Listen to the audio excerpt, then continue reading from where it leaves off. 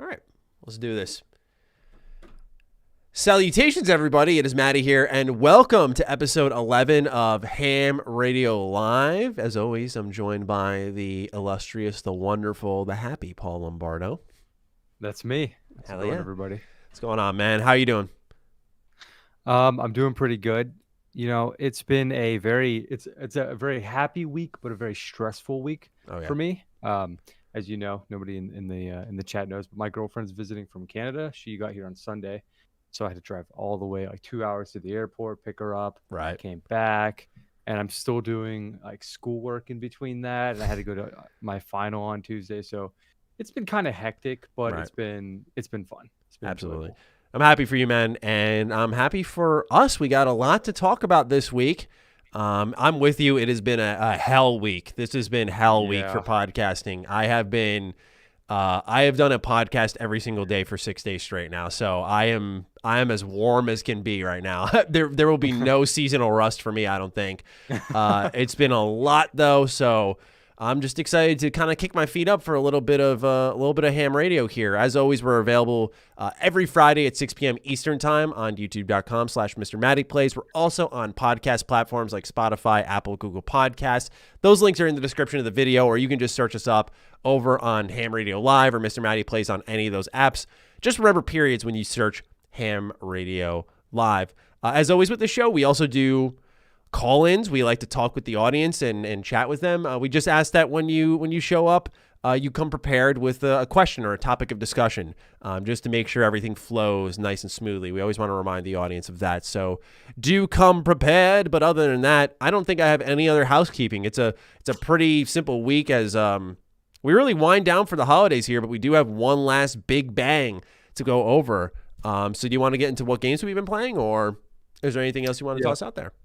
Well, like I said, I haven't really been playing a lot of games. Been busy with my girlfriend, and I've been busy with school. But I was able today, especially, I got a lot of Halo Infinite in the campaign, and how far are you? I'm really probably I did.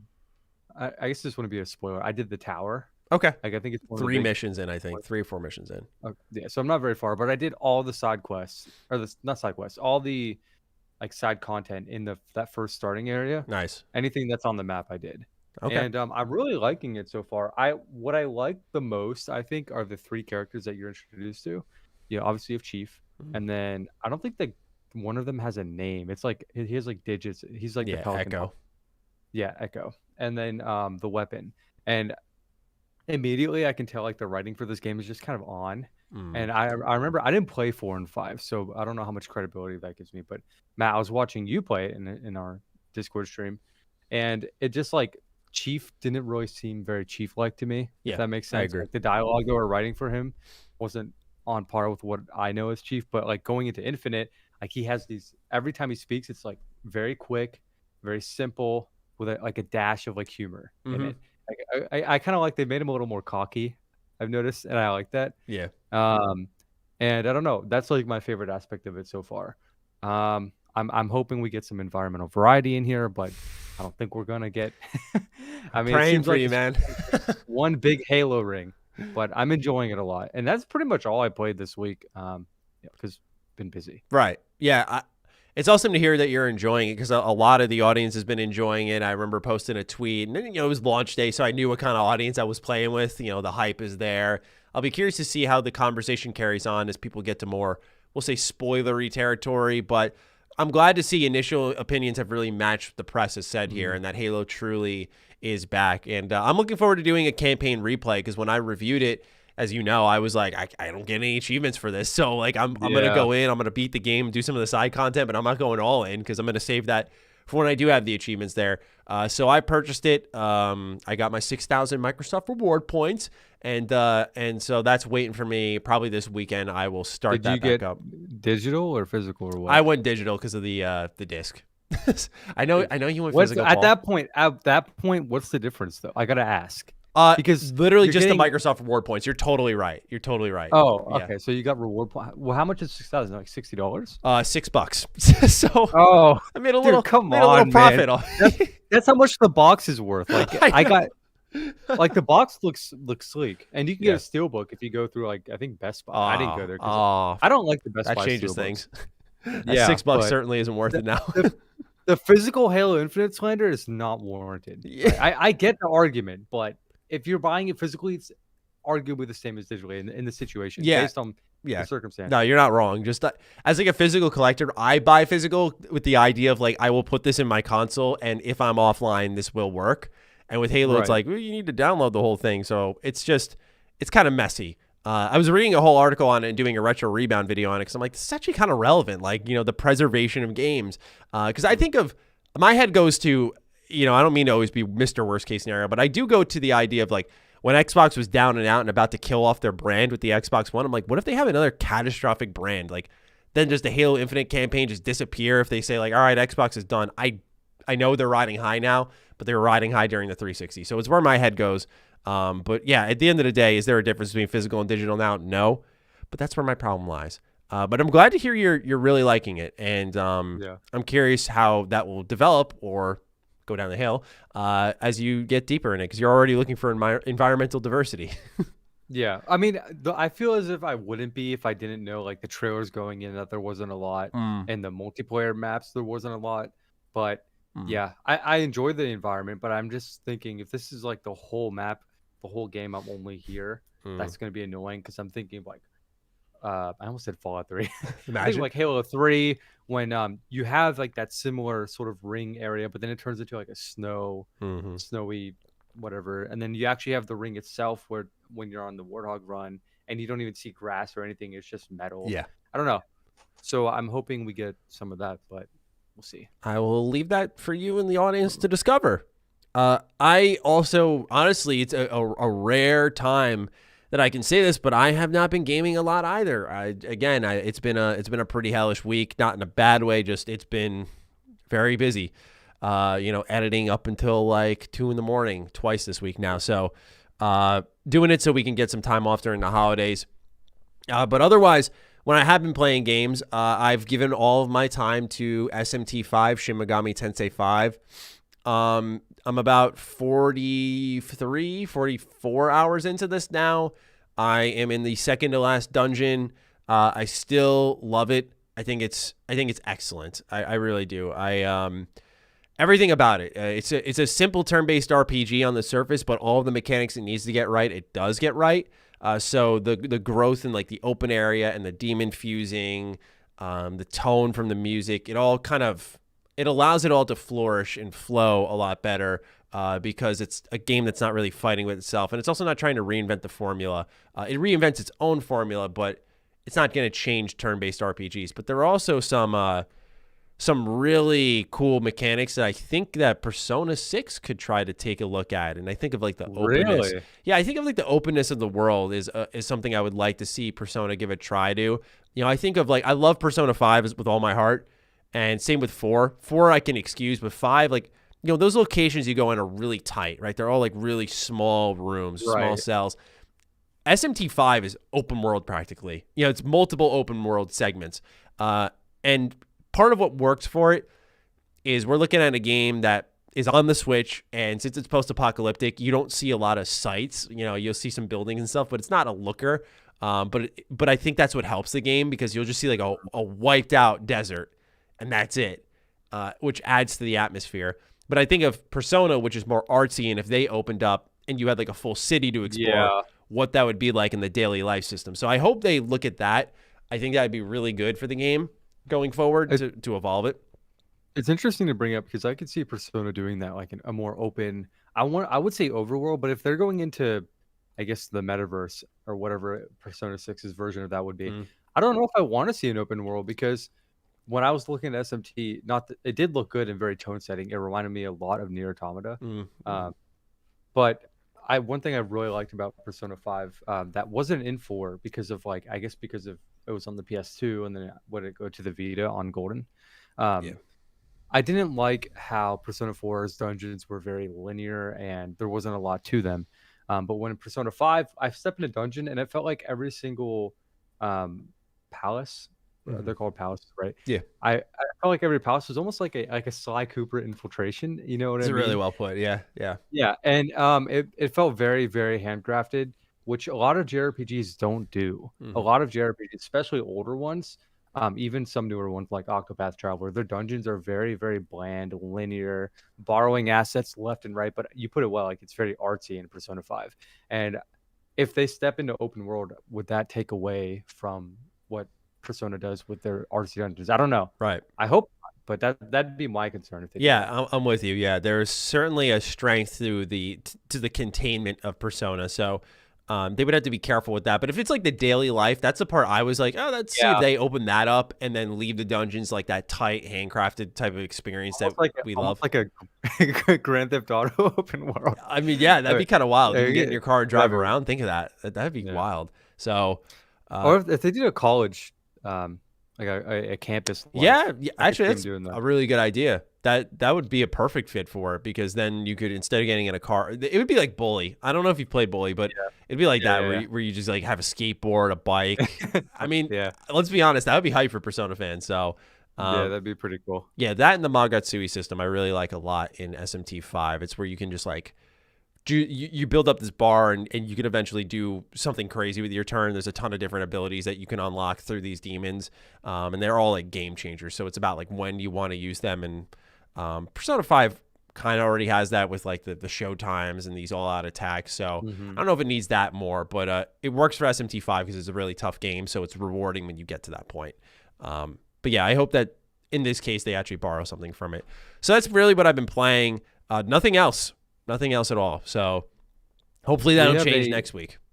We have a super chat from Adam H.A.M, and Adam says, "Happy Friday, Ham fam. My friends, I have 2 questions to ask. 1, will Sony passing on Hellblade be a big miss for Sony? And 2, what game not being at the awards have you blue balled? Have a good night." It's a good question. That is a good question, especially that second one. Yeah, you want to get us kickstarted here? Yeah, I think Hellblade, I haven't played Senua's Sacrifice is the first one, I believe, right? Yes. Yeah. But I do Hellblade Senua's Saga looks like amazing. It looked like a movie trailer. I thought we were seeing a movie trailer. Yeah, we were all deceived. It was phenomenal. Honestly, if you showed me that game, I would have assumed like immediately like PlayStation exclusive, just because of how they were presenting it, like over the shoulder, almost on the rails. Like it was very cinematic. It reminded me of God of War, a lot of God of War, because you didn't have any camera cuts. The camera was always, panning around, and there was a lot going on, and it really did look like a movie. Will Sony be missing by passing on it? I'm not sure. I don't think so. But I do think that game's worth giving your attention to based on what we saw. I don't think that's hard gameplay that we saw, though. I think it's very like, I don't know, what the cinematic set piece almost. Like it's not cinematics, but it's a set piece. Set piece is perfect word. Like that's not gonna. It doesn't exemplify what the game is gonna look like at all. Yeah. But it's definitely good looking. And you want to take number 2 since I did one? Yeah, let's do it. What game not being at the Game Awards has blue ball? I gave you blue balls. Avowed 100%. That was one that I was like taken to the moon, man. I was literally going ham for Avowed to be hyped for that, because not even just hype alone, but like when we were streaming it, I was so convinced that it was going to happen, because I was looking at the Xbox Newswire and Obsidian was like, yeah, we'll show you Avowed gameplay soon. They said this at E3, and I'm like, what is soon now then if it's not at the Game Awards? So that's the one that gave me blue balls. That was a tough one, because I was like, yeah, it's got to be. Like, it's got to be ready. But now I know when they show it, we'll see a pretty definitive look at it. I think the good of that, though, as much as I really want to see Avowed, the reason I'm not bitching up a storm about it is because, I think that, let's say it is coming out in 2023, like it's rumored to, then what we see in the end of 2021 can be drastically different. So I get it was probably a long shot anyway, but when they said they were showing us something soon, I didn't think that would mean 1 year later. So, unfortunate. For me, this is definitely an odder pick, but when I heard Atlas was going to be there, I really wanted to see Persona 3 released on modern consoles, at least on Steam or whatever, or even Persona 4 Golden physical coming back. But instead we got Arena Ultimax, which I haven't played yet, so that's exciting. But Persona 3 still just being stuck on whatever like console it came out on, PSP, or emulator. That's just like, it's just free money for them. You know, like that's just how I see it. Like they can just cash in.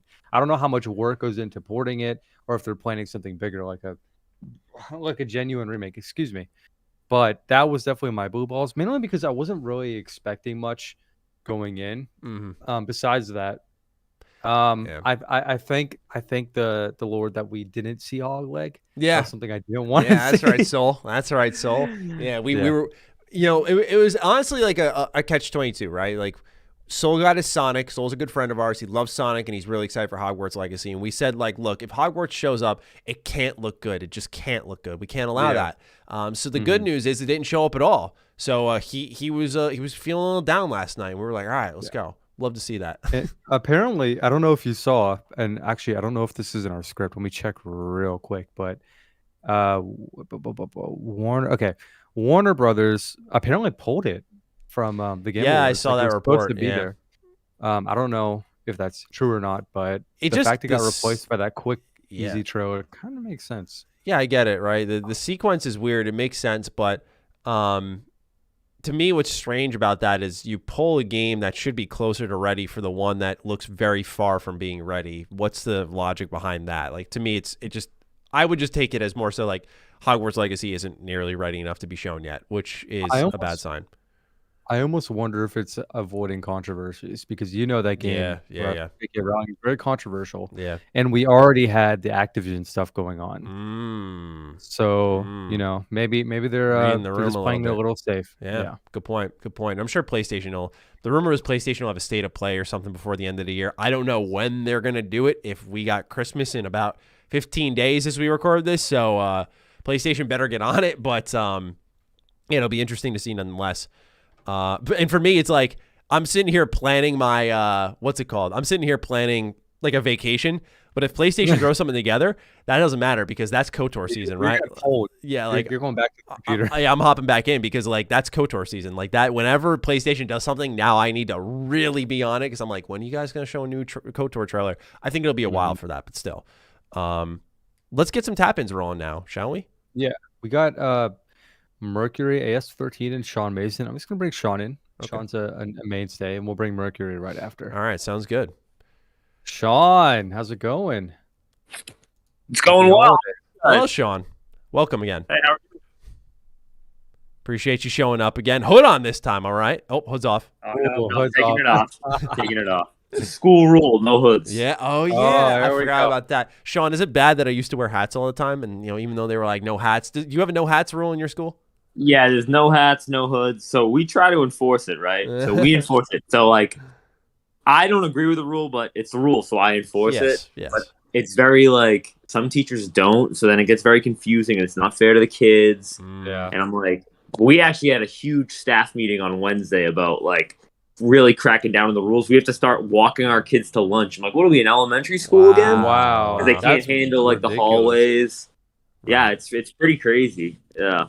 So, Sean, what's on your mind, man? All right, so it wasn't too crazy of a week this week, but good. No news is good news. Good. Yeah. But I did get, you know, with the release of Halo, I did notice that I saw that a lot of my students were playing Halo, and I'm like, this is crazy because, you know, when I was in middle school, Halo 3 came out, and that was like a huge deal. Everyone was like, oh my God, it's Halo. Right. And no one, you know, asking the kids about Video Game Club over the last few years, no one really knew anything about Halo. They're like, oh yeah, Halo, it's some first-person shooter, not really a good game, and it's really captured, you know, the young mind. So I think that's really good for Microsoft. Mm-hmm. Oh yeah, for sure. But I have a funny story. Is that, well, not really a story, but it's a funny thing was we had this huge essay due in my honors class, my challenge class, due yesterday on Thursday. And I'm looking through them, and I noticed one kid didn't turn in. This is an honors kid. So I pull him out in the hallway, and I'm like, hey, like, why didn't you do your essay? You know, we've been working on it for a couple of weeks now, you know, step by step. And he's like, Mr. Mason, I'm sorry, I just didn't really have time. I'm like, oh, you know, we worked a lot on it in class. Like, what's going on? Like, did you need an extension? He's like, I probably need an extension. I go, okay, that's fine. You're gonna lose some points though. You are in the challenge. This is the honors class. He goes, like, so why did you need the extension? He goes, the Halo beta came out, and I was playing the Halo Infinite multiplayer all the time, and then the campaign just came out, so I've been playing the campaign a lot, and I go, dude, I'm sitting there laughing in my head. I'm like, this I is respect the honesty. Yeah, I do too. Like, I wouldn't have done that. Well, he is an honors kid, so Right. Yeah. So I'm like, oh my gosh. So I'm sitting there like, you know what? That's a valid excuse, son. I'm a gamer too. I understand. I've been playing the multiplayer as well. The campaign's awesome. So I'm just gonna say you have until Monday. I go, do not play any of the campaign until after you do the essay. Yeah. And then I sent an email home to his parents saying, do not let him play the campaign until he's done with his essay. Okay. He's locked down. He's not playing his console. Okay. All right. Luckily, he turned it in today. Good. Okay, good. Love to see it. Good. He's probably going to enjoy the hell out of the campaign now. You earned the leisure time, right? Exactly. Yeah, so I was really happy for him. But I'm just really happy overall that Halo's, taking over my middle school. When we had the video game club, that's all the kids could talk about was Halo. Wow. I'm surprised. Yeah. So my question for you guys is, what's the wildest excuse you've ever come up with or someone's ever given you to avoid something? Oh, man. I've seen, dude, I still throw crazy excuses at my professors. Like I gotta think. There's been some wild ones, but I have some wild things that have happened in my life that sound like excuses, but they really weren't. It's kind of funny. Yeah, I'm gonna have to think on this one, man. Oh man. Well, see, the thing is like I'm a lot like your middle school student, and I'm talking about my humor level. I'm talking about my ability to just be like, yeah, you know what? Like, here's what actually happened. I'm not gonna lie to you. Like, this is how it is. I've always tried to be like that. But when it comes to teachers, Sean, I hate to break it to you, but yeah, I've definitely been guilty of a lie or three, just wiggle my way through an assignment. Look, here I am. Like, I guess it all worked out. Am I proud of it? I think we all were like that when we were younger. Yeah. Oh, for sure. Yeah. I think, did I ever tell the story of me stealing bobbleheads? Because I feel like that was a wild excuse. Because because when I was in second grade, I think I did tell this story, so you can stop me like partway through. But when I was in second grade, the lie here was that I just needed to go to the bathroom. But what I really wanted to do was just not be in class because, again, I was not a good student growing up. I was a good kid. I was not a good student. I think there's a difference there. It's fine. And so I was walking to, there would always be this school stand, and like I was just on a mean tear, right? Because like I was not like this growing up. Like I was a lot of things. I was not a thief though, but like something was just boiling within me. And I remember I was walking by the school stand, and I saw these little bobbleheads that were coming out of the cereal boxes sitting there. They were a dime each. So what do? I swipe Pedro Martinez on my way to the bathroom. The reason why I'm telling this story is because my crazy lie, I wouldn't say it's insane, but it was more so just that I was always like, I got to go to the bathroom. I got to go to the nurse. Oh, I don't feel well. And I kept just stretching the truth on my health just to get out of school. You get those bobbleheads? Yeah. And I would take the bobbleheads with me. But I was just on a big crime spree. I don't know what was going on with me there. I was in second grade. I had a loving family. I still have a loving family. I don't know what occurred there though, but I think we're just born evil, and I needed some reshaping. And I eventually, straightened things out. But I remember like what would happen is because I kept lying about going to the bathroom and I'd end up going to the nurse or whatever, was like partway through, the teacher would start following me, making sure like, you're going to the bathroom. You're not going to the nurse. Like, you're not going home. Like, yeah, I would get tailed. I'd get the Assassin's Creed treatment. So probably not the best answer, but like, I think that to me was wild that I was like I'm not a compulsive liar at all, but that was a stretch where I was just lying because I didn't like school. Like, I got really anxious at school. And so I was like, I need to go home. I just want to be home. And when I got home, everything slowed down. I was like, okay, we're good here. I can focus now. But for a while when I was in like second grade, man, it was bad. It was rough. So for me, let's see. I was thinking, where I could dig into my education, where I can find some crazy excuses. And I remember one time in high school, when I was in high school, for the first 2 years, I attended my high school, and then I participated in this program called dual enrollment, where you can do like your last 2 years of high school in college and start taking college classes early, most importantly for free. So, free college for me was like win-win. And I had like an abundance of free time. I'm talking, I would go to class two days a week, for maybe a maximum of 6 hours a week. And as a high schooler, that's a lot of free time on your hands. And Yes. of course, I spent a lot of it gaming, as one would. Yeah. My parents would get mad I'm gaming so much, but I could be out doing drugs or drinking alcohol or whatever. Oh yeah. But I'm just playing video games, minding my business, being an introvert. Anyway, I returned to my high school one day. I think it was my sophomore year. After it was either a eyeglasses appointment or a doctor's appointment. And I remember I was looming around the halls for like 30 minutes because I didn't want to go to my second period math class. I didn't do the homework because I thought I wouldn't be in class that day, and I would just turn it in the day after. That was always my big excuse until when you get to college, eventually, like even if you don't attend class, you just turn it online. So you can't pull that one anymore. But that was my go-to. I'm not doing homework.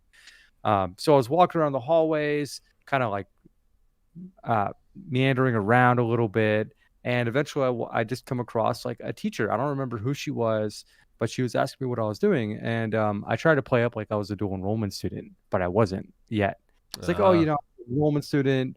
I'm here to take a test because dual enrollment kids would come back to the high school to take like certain exams that they would, how like you take exams like statewide exams or whatever. Right. So anyway, and I had to hold that thing up for like 10 minutes. She kind of held me in the halls there.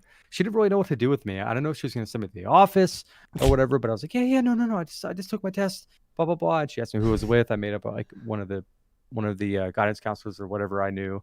And I was surprised to get away with it. I was like kind of counting down. You lied about your guidance counselor and who it was? Yeah, no, I was like really trying to avoid. You created your own lore like on the fly. Yeah. It was really, I was surprised with myself how easily I got away with it because the bell rang. It was like, okay, gotta go, bye. And like I kind of dashed it out of there. But this is very sitcom of you. Like, hey, gotta go. Bell's ringing. Bye. Another like another like 2 minutes, and man, I probably would have been nailed. So it was just funny, like holding up a lie for like 10 minutes straight, really trying to get away with it. But the next year I became a dual enrollment kid anyway, so it didn't matter. You were just predicting your future. Yeah, you were predicting your future like I was. Exactly. I was just acting up I was trying to make it a reality. Fake it till you make it. Right. I respect that. Yeah. Well, it looks like we're both criminals here. So, Sean, thank you for extracting that out of us. By the way, Sean, I wanted to say congrats on your feature on LSM. I saw the video. That was awesome. Thank you. I really appreciate it. I, Colin, I asked him and I didn't really expect I just, I threw it out there and he said, and I couldn't believe it. And then they asked me if they like, can we put this on the YouTube channel? I was like, are you kidding me? I'm like, yeah. It's actually, my students really enjoyed the video too. Because I showed it for career day and I showed it to like a number of students and a lot of them were like, I cannot believe you talk to someone with that much insight into the video game industry. Yeah. I love that. Like a lot of the kids were like, which class was it for? Well, how old are your students? Every year we have a career day at our school. So lately it's the last 2 years it's been virtual where people either they record a video, they did like a video interview, or they like Skype into the class and they just talk about things.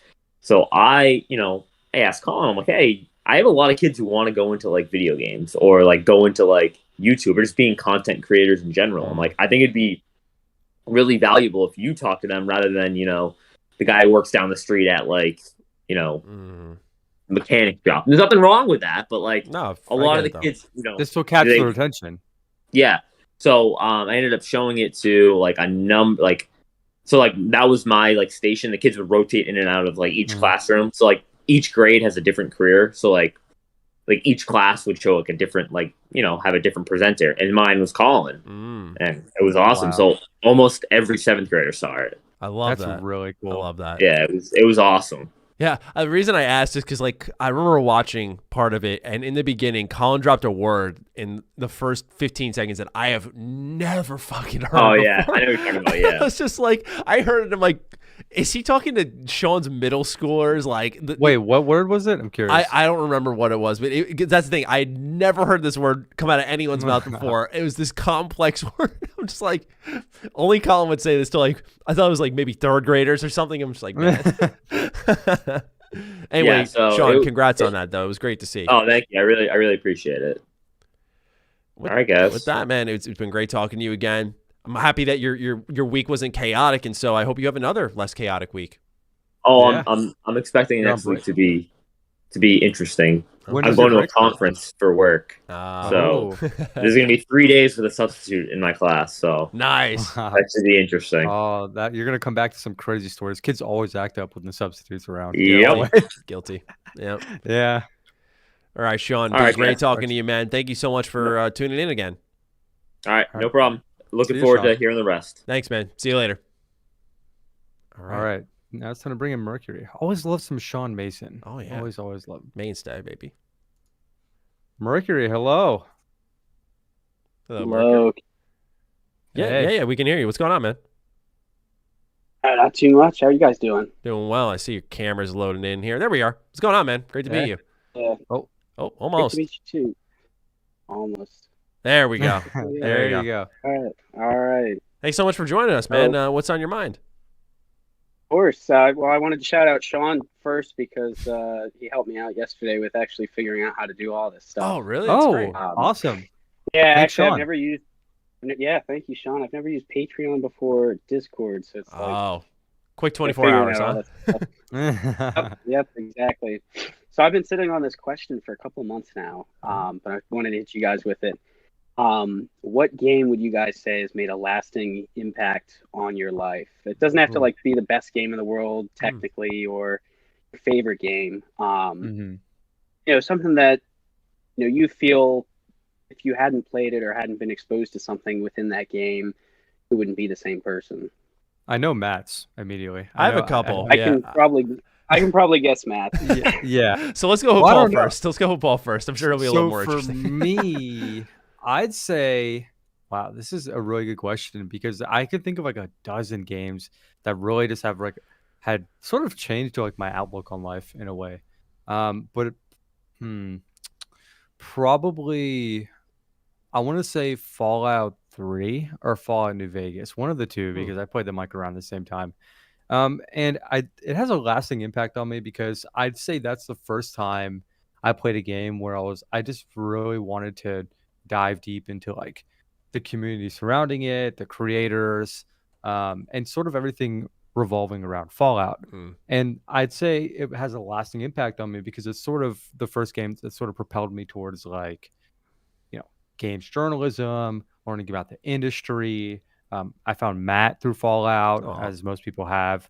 So yeah, I'd say Fallout 3 New Vegas, definitely not 4, but one of those earlier ones has had that sort of impact on my life where it propelled me towards more into games rather than just playing them, learning about them, talking to people who play them, meeting people who play games who are interested in making them and talking about them. That's a great answer because I'm trying to rack my brain because there's a lot of ones that I got to say I've played and have shaken me up a little bit. I'm going to go with a little more of an unorthodox answer that I've brought up in passing, but I'll get a little bit more detailed with it. I think Gone Home was probably one of the most impactful games I played because I played that when I want to say 16 or 17, and I was never against any of it, but I didn't understand the value of the relationships that the game highlights. It's very LGBTQ driven. And so I remember seeing a lot of people post online about how phenomenal it was. It's only 2 hours. You can give 2 hours, give it a shot. I had $20. I was like, let me give it a shot. Just because I didn't know what it was. That's the thing. I knew it was like a walking sim kind of game. So I just figured why not? Because I remember Greg Miller, he was the one who was tweeting about it a lot. A lot, really championing it. And it was at a time where I followed him a lot. So I was like, okay, let's see what Greg's talking about. And I fired up, and the way the game just, I think, humanizes things and puts it into perspective that the value of these relationships and they're really all the same. Again, I was 16 or something like at the time. So for me, it was like a world point of view that I really hadn't developed. I was only thinking of my own world, and it kind of got me to think beyond that. Is Gone Home one of my favorite games? Certainly not. But it's definitely one that I think opened my mind in a way that I needed at that age, because I think it in turn throughout the rest of my life, I've always been open-minded to that stuff where we see how the rest of the world can be at times. And so I think that was a really, really important game. The other one I want to shout out, a lot of people will think I'll go to Persona 5. I want to shout out Persona 4 Golden. That's I call it the carry me game. Like that's the feel good game that like I remember 2017 was probably the worst year of my life in a lot of ways. Like not on like an event basis, but I think of it as like that was the year my anxiety, depression was just at its worst. Like it was really bad. And I think there were a lot of bright spots with my friends, but I think the consistent bright spot, if I'm honest, was Persona 4 Golden. Like the way just watching friends interact and the feel good writing and music, the story, like it's a game that out of anything I've ever played, and literally anything, like I never felt more sad to see it end. It was a really moving experience because it carried me through a tough time. And I don't think I've played games that have sort of aided me, but I don't think I've ever leaned on one like Persona 4 Golden, where it's like not like I wouldn't be here without it, but like I was like, wow, I owe this game, man. Like this is a movement in a lot of ways. So those are the two, like one that opened my mind and one that definitely carried my spirit in a positive direction when everything was going south, for sure. Those are. I was expecting Persona 5 Royal from you, Matt, because you know how we talked about the game. Yeah, that's definitely a recent one. That'll be one we talk about for years to come, for sure. But like. Obviously, for the sake of the audience, not going to go, I love KOTOR. Here's a story when I walked to the Circuit City. Exactly what I was expecting. Yeah, exactly. So I want to make it interesting, of course. But there's a lot of games, is sort of the idea here, that have personally moved me. And, I could keep going. But those are the two major ones that I think on an emotional level that you're saying, like, you wouldn't be the same without. I think of those two a lot as, like, ones that really moved me as a person, for sure. Gotcha. I'd have to say for me, like, same thing with you guys, like a lot of games that kind of changed my worldview. Like I remember playing the campaign for COD World War II, the one in 2017, and just at the time I was starting to get more into history, and I was kind of like, oh my gosh, this is actually like kind of terrible. Going through all of this stuff, I would have to say the one that probably, I wouldn't be able to go back and redo it again. I mean, I would have to have it played again if I were to redo my life. It would be Mafia 2. So I played that when I was, say 15 or 16. I played the shit out of that. I like that. Played it over and over and over again. But that game introduced me to jazz music. And I play saxophone. So at the time, and I see the poster in the background. Not to interrupt you, but I so that's perfect. Yeah, so I was learning how to play saxophone. I wasn't taking it too seriously, but then I started hearing all this music like Louis Prima, Sam Butera, Dean Martin over the radio, and that kind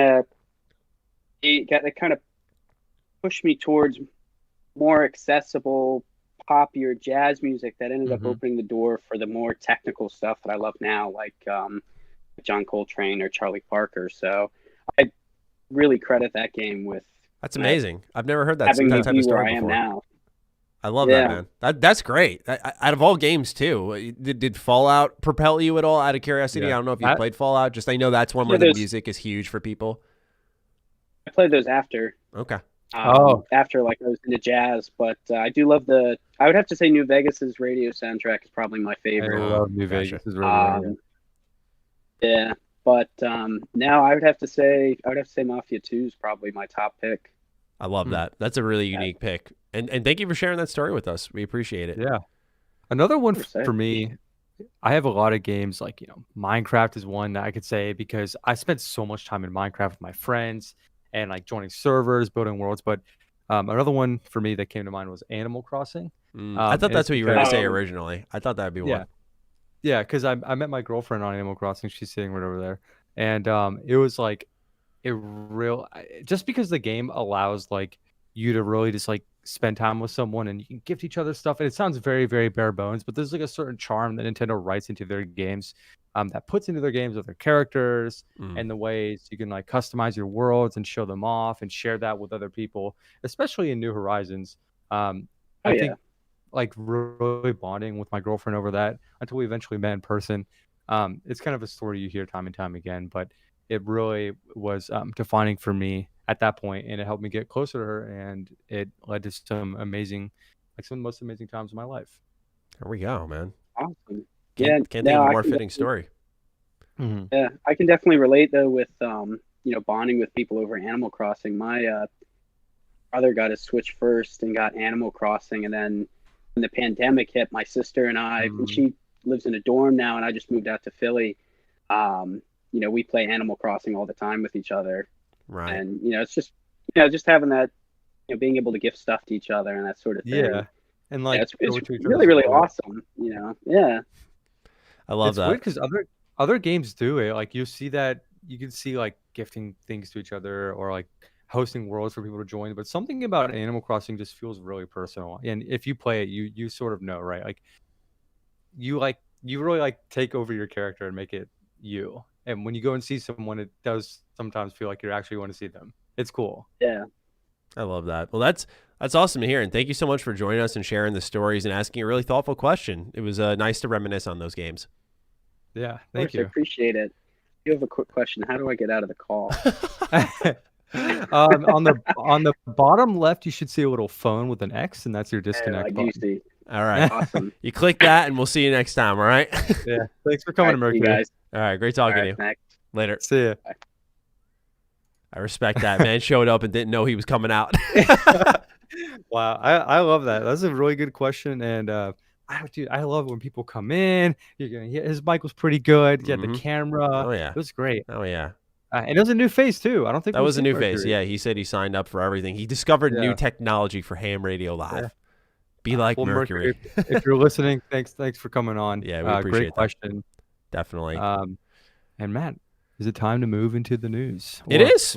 Yeah, really. I mean, there's one big blotch of news here. So this episode's going different. You can already tell by the title of the episode. We're doing our reaction, our extended thoughts to the Game Awards. So we're going to just kind of run down everything the Game Awards had to offer. I personally wrote in this doc some highlights. Paul, if there's anything that does come to mind for you, like I didn't write Wonder Woman down. I know we talked about that a little bit, but if there's anything that comes to mind, feel free to just tag it in here or whatever. But we're just going to run down all the announcements. I know a lot of people came here to hear us talk about Hellblade 2. We will get into that. But what I wanted to do, Paul, is just kind of get your initial thoughts on the show itself. I know those who watched the live stream last night know our thoughts. We sat down and talked for a little bit, but of course, I think it's important to, for the episode, get the fully captured Paul Lombardo special here. So where were you at with the Game Awards 2021? Dude, I think I saw this take from some people on Twitter, and I didn't really express it myself, but because I was just trying to enjoy, but I didn't really enjoy it that much. I told you after, like, I kind of got a little bored in the sense that every time something was shown, I was waiting for the next big thing, and I don't think that's good for a show. My biggest issue was that it felt more like E3 than anything. It didn't feel like the Game Awards, and maybe that's because the Game Awards is shifting to a different sort of I don't know what the word would be, a different medium, or it's sort of shifting to more like a show than it is to like a game show about reveals than it is about the awards themselves. It was really disappointing towards the end. Like I remember when who was it? There was an award that was won. And then as they were walking up, they announced another award. Accessibility, and it was Forza won. They announced that they won Best Sports Game. Yeah, and like to me, I was like, accessibility is important, but shouldn't Best Sports Game be like the one they talk about? Because it's like it's about the game. You know what I mean? And then they could be like, oh, they also won accessibility. But it just felt very bloated.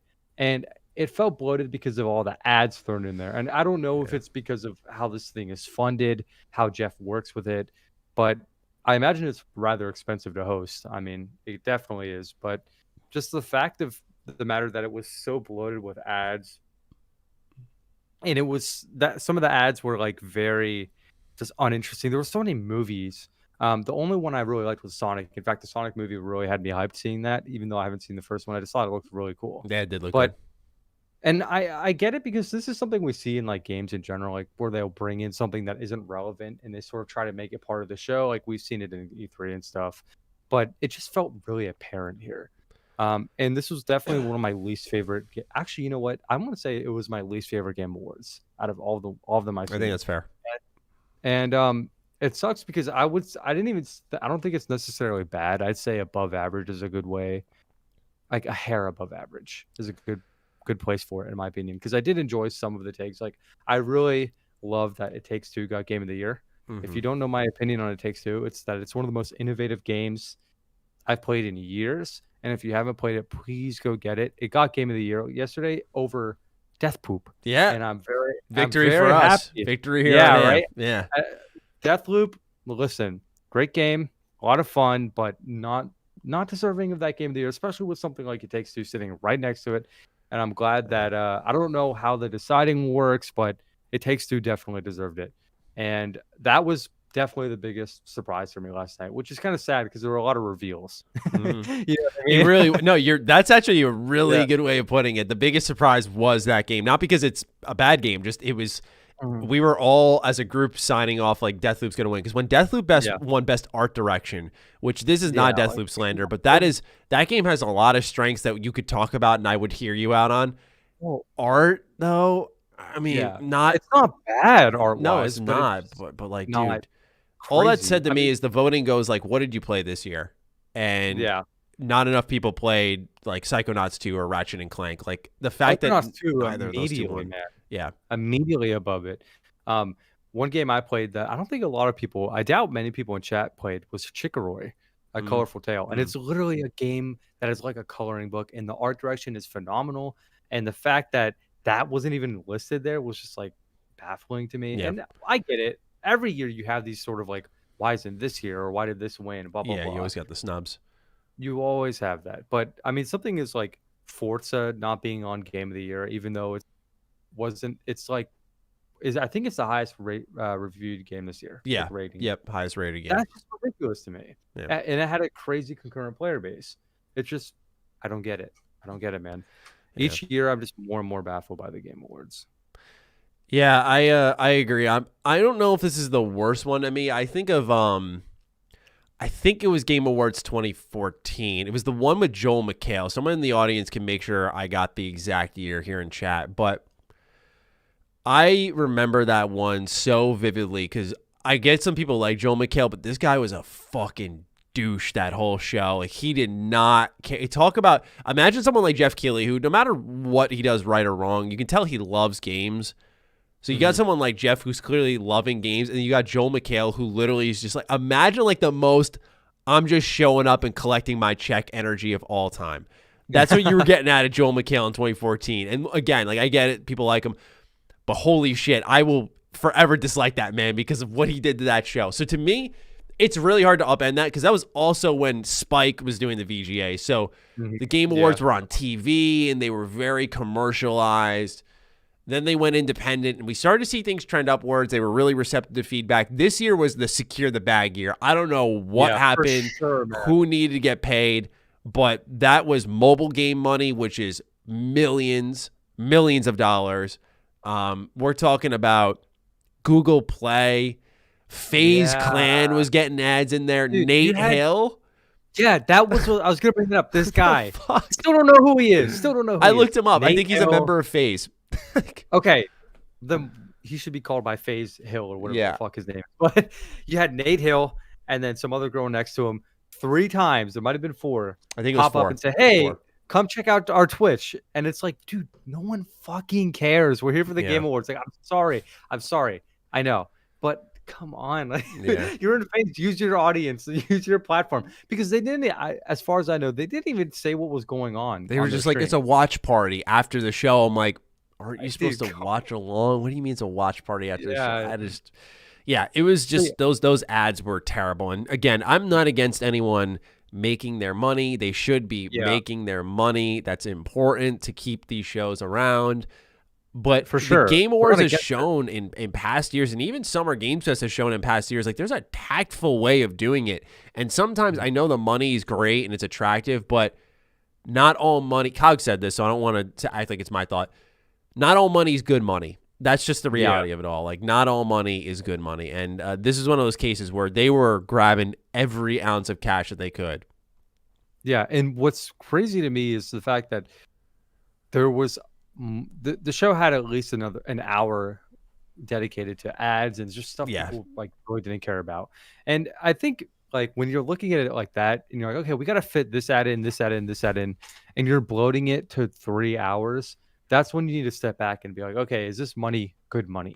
Right? It hurts the show. When you're damaging the reputation of the show in a way. And I don't know, because we're still all going to watch it next year. I mean, he's kind of got like a monopoly almost on Games Award shows in a way. Yeah. Not there are other ones, but like this is the big one. End of the year, everybody's waiting for it. So maybe Jeff felt really comfortable, really just shitting in our mouths this time. But it's so funny because people don't know this about Jeff Keighley, but he had some crazy controversy involving Doritos and Mountain Dew. It's called Dorito Gate. It's back when he was like a journalist. He was taking dirty money then. Yeah, he was taking dirty money. Hydro Stick. Really no, that's actually more known than I think you realize. That's like he's called the Dorito really? Pope. Yeah, there's memes about it. Yeah, it's pretty bad. So it's funny because he does have a history of that, and he walked away from it. So. Because at first it was like ads that were just really like the Hydro Stick one. It was like really out of place. Then they started going more gaming. This year it's like, oh, well, mobile games are games. And they did movies. Like they did one from Guillermo del Toro. Like he had a movie that had nothing to do with games getting promoted there, but because he's Kojima's buddy, it's like, hey, dude, thank God, show that. Thank God. Because he was like, I hope we get a Silent Hill game soon. And it's like, yeah, true. Yeah, he did tease that. He did tease that. Yeah, that was one reveal, but. Yeah, right. No, I didn't mean to cut you off. No, it's just like, why? Why was that there? Like, nothing to do with games at all. It's just an ad. Yeah, exactly. I think you could bend it for Sonic and Halo, but like Matrix, for sure. kinda, sorta. Like I guess. I guess it's a game, but dude, they capped it off with that. Yeah, that's the Sonic would have been better to cap off with because Sonic was pretty mind blowing. Sonic was hype. Sonic was hype. The trailer was crazy. Honestly, like I would have rather seen Hogwarts Legacy. I know I'm going against the soul slander here, but Hogwarts Legacy at the end would have been better than the Matrix. I don't know. I agree. I think anything would have been. Yeah, like is the Matrix? I know the Matrix is big, but I don't think gamers are like foaming at the mouth for the Matrix. No, man. It shows that these companies can pay for slots. Like that much is obvious here because. I look at something like Hellblade 2, and I think Jeff is an enthusiast enough to go like, that is so unreal looking. I'm not even saying that because I do Xbox stuff. Like, you could have picked that. You could have picked Star Wars Eclipse. You could have picked, looking at our list here, Plague Tale Requiem. You could have picked Sonic Frontiers. There are a lot of games there. Wonder Woman, I think, was a huge surprise. You could have picked a lot of those and been like, this is it. This is the big one. Yeah, here we go. Let's do this.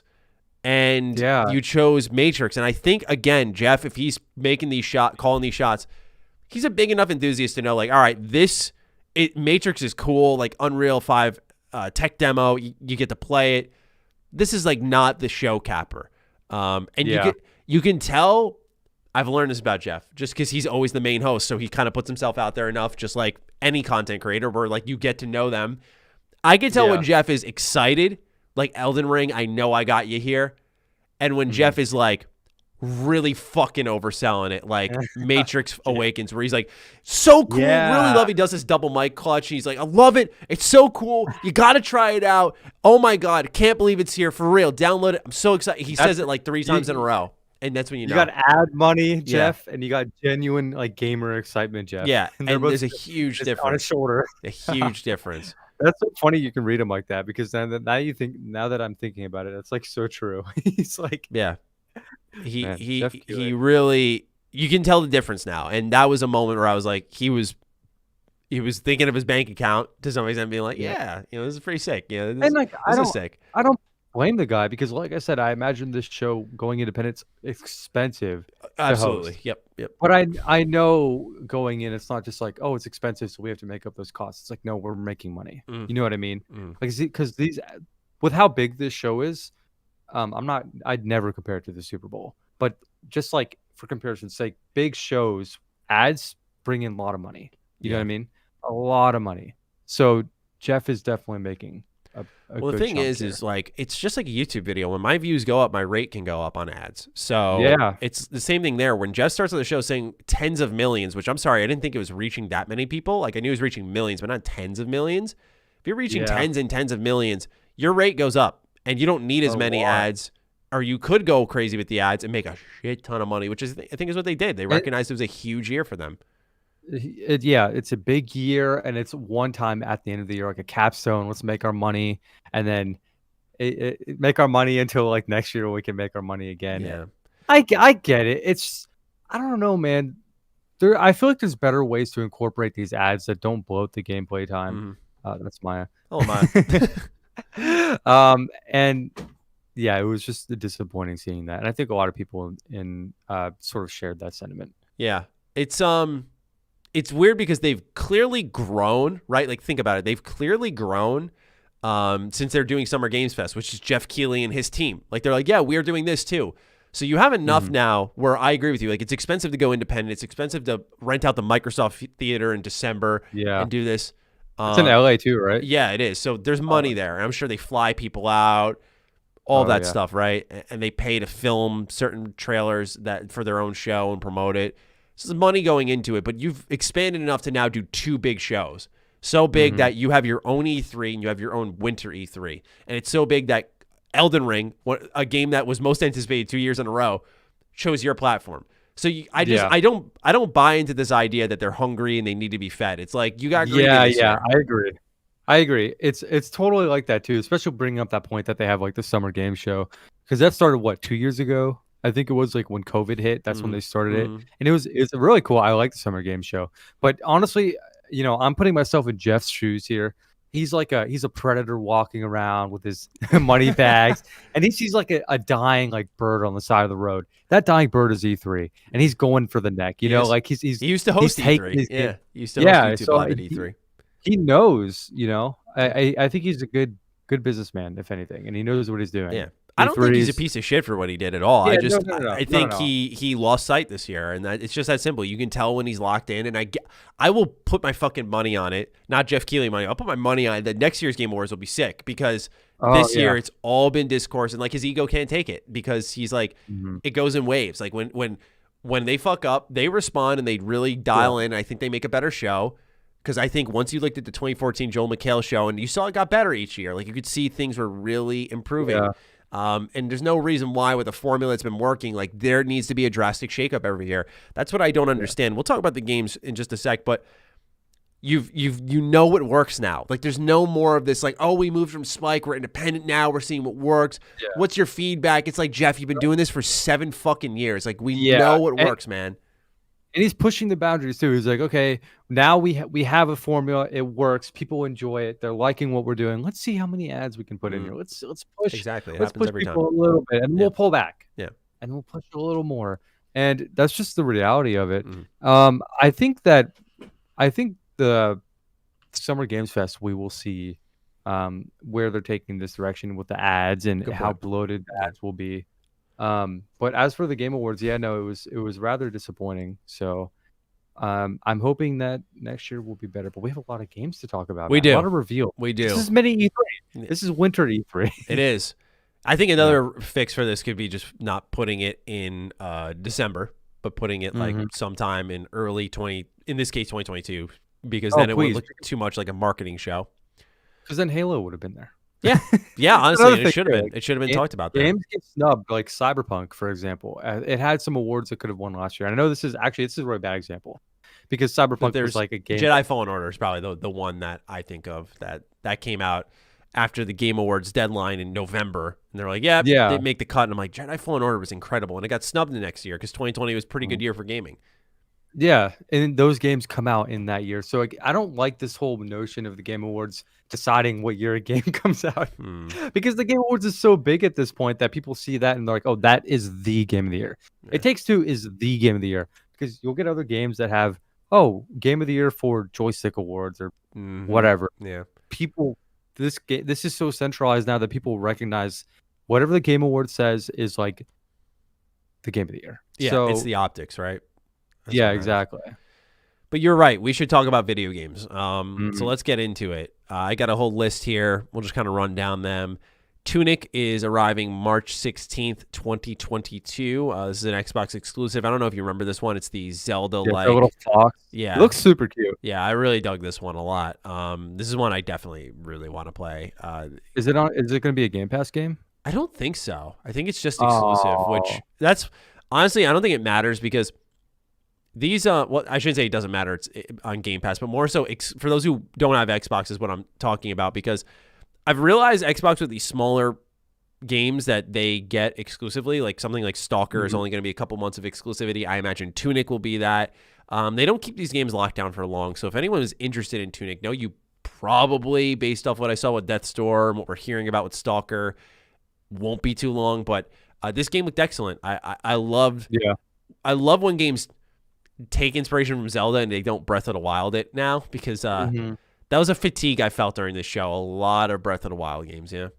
Yeah, and that's something we're sort of feeling like every year. You know, you have games that I'd say there's like two kinds of Breath of the Wild clones. You have the one that sort of takes it a little bit, takes ideas from it, and expands upon it, like Genshin Impact. And then whatever that game that was shown at E3, we'll talk about it. I don't know if you have it written down, but or not E3, sorry, the Game Awards. You can just tell, like, it's just like Breath of the Wild, like exactly, and it's just uninteresting.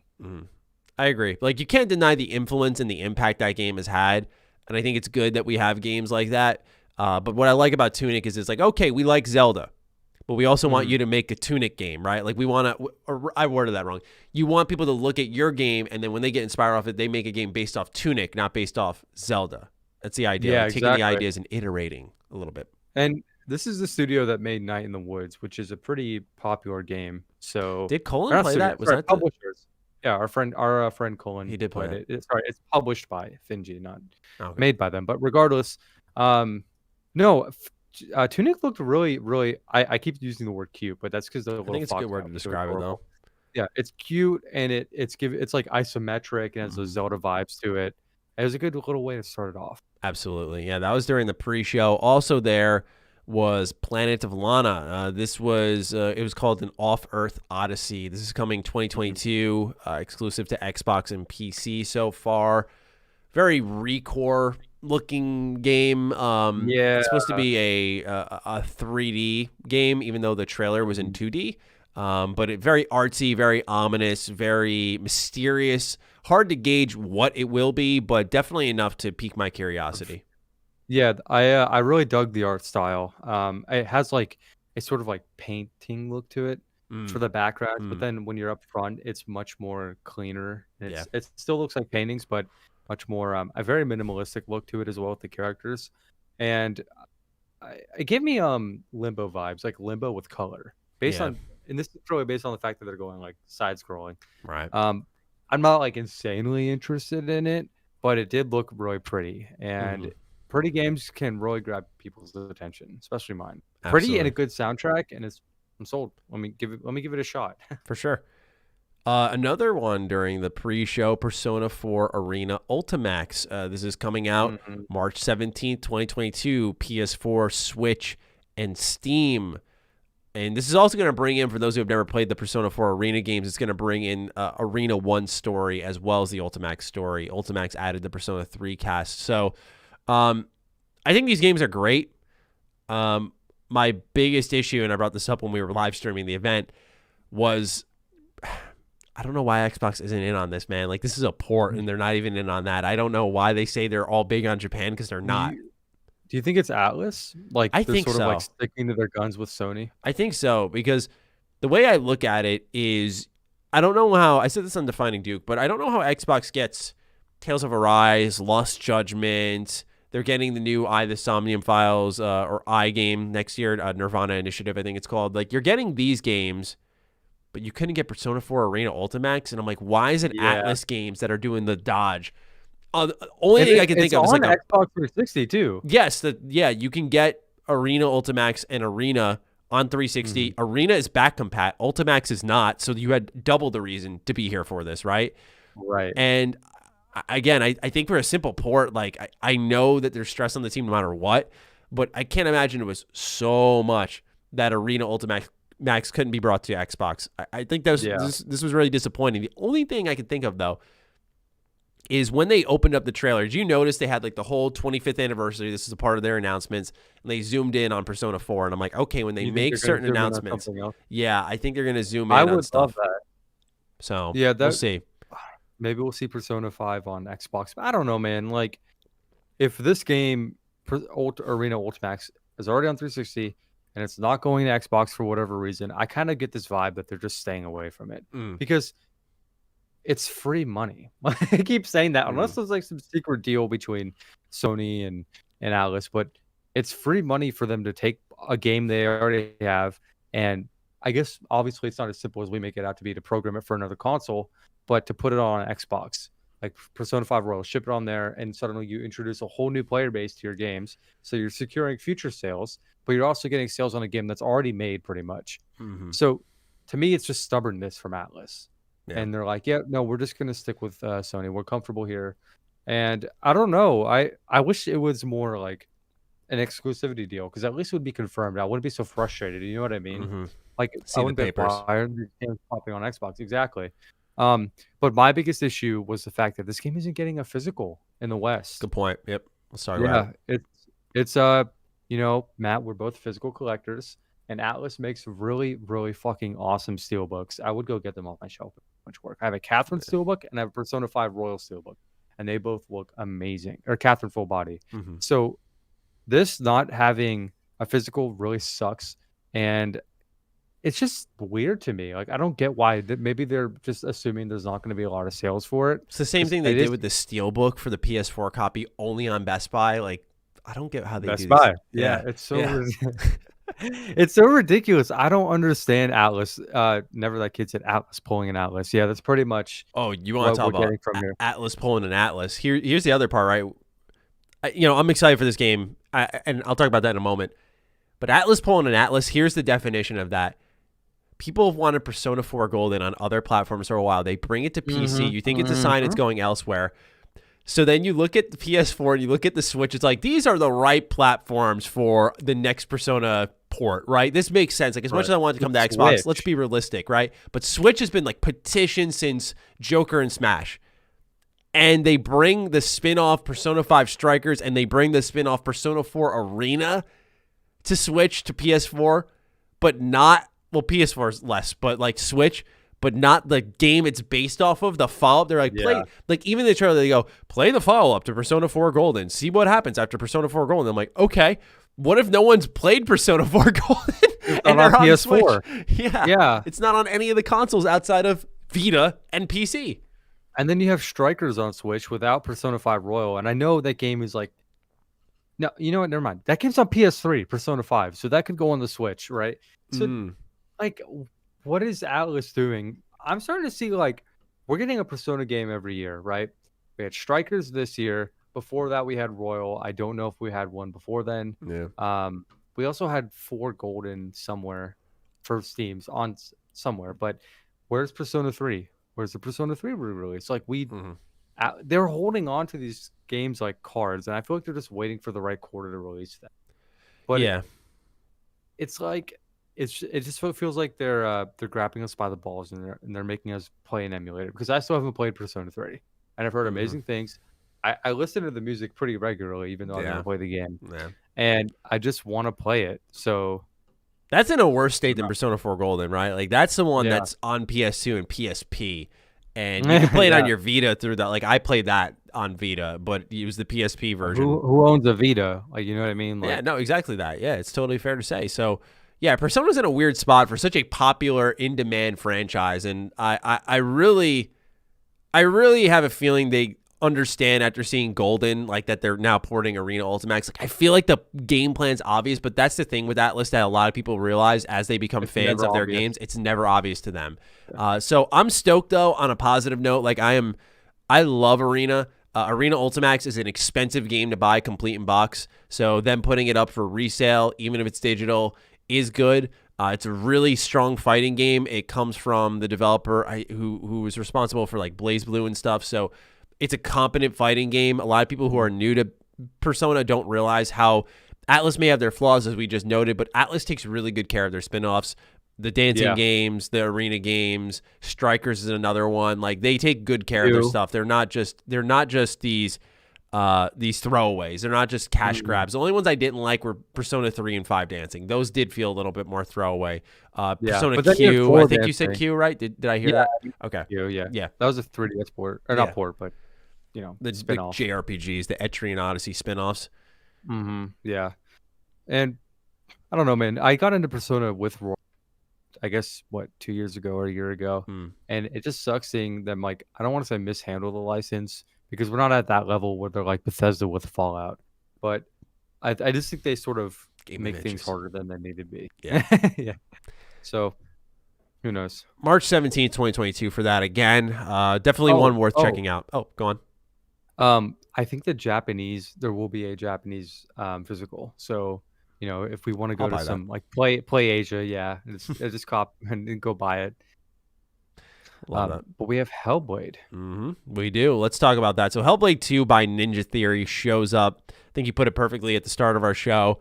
You take one look at it, and you're waiting for the gameplay to start. You're like, let's do this, man. Here we go, gameplay. And then it kind of does, and it kind of does. But then you realize, like, if you've played Hellblade, you said you haven't played it, but, like, when she starts jogging, that's when, like, if you've played Hellblade, you go, oh, that's the gameplay. Like, that's the animation when she's running around. Like, that is gameplay.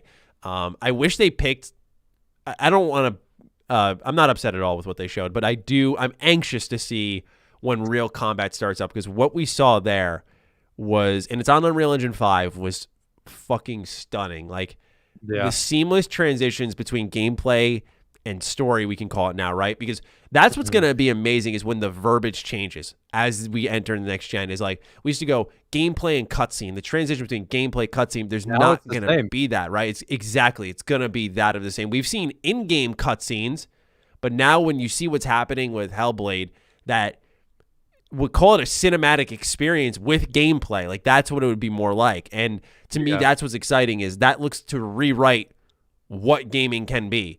Obviously, there's a lot of games being worked on in Unreal Engine 5, like Matrix Awakens. So even though it's a tech demo, point being is, we know Unreal Engine 5 is going to be used a lot. This is our first real look at a game that's being made for it, and it looks lead of the pack above everything else shown in this showcase. This was the top dog. And again, when you had something like this was the blow away moment. I thought, like, we were all shocked and like, holy shit, this looks good. I thought it was a movie at first. Yeah. Like, it looked that good. Yeah. And it wasn't, obviously. it was a game. Mm-hmm. And it's crazy to see, like, how you're mentioning, we're stepping away from, like, you'll have like pre-rendered cutscenes. Now these cutscenes are being rendered in game as you're playing, and then it's like a seamless transition. We sort of saw that with God of War, right? God of War, the reboot. It was a very seamless cinematic experience, but it's cool seeing like another game sort of step in that direction, and it looks even better because we're on next generation hardware. Matt, it is good that we're finally seeing games take advantage of next gen hardware to an extreme. We're not gonna see this game. Wait, I don't want to speak, but are we gonna see this on Xbox One? No, right? No, definitely. I would imagine not. Yeah, no. right. Good to verify, but technically, I don't mean to be like this. Technically, with xCloud streaming, yes, running natively. You know what running natively. No, it's not. Right. So that I want to see more of that. I'm not trying to bar people who still have their Xbox Ones and the PS4s. But this is a clear example of what can be done when this next-gen hardware is fully taken advantage of. Dude, absolutely. I agree. That was probably the best part game-wise of this show, was the amount of things that I saw that the trailers ended with, and it was like a boost of serotonin every time. Like, I was like, oh my God, yeah, just the Series X and PS5 logos, PS5 Series X logos. It's like, it's like, yes, leave them behind. I've been waiting for this. Selfishly, I've been waiting for this. I'm like you. Yeah, I'm team. I understand, but guess what? I'm also team. I spent $500 on this thing. I want to fucking use it. I am so excited because that's what they need to do though. Because it was, I think when you look at the leap from PS3 to PS4, it was less significant, and we never really imagined what the next leap would be like.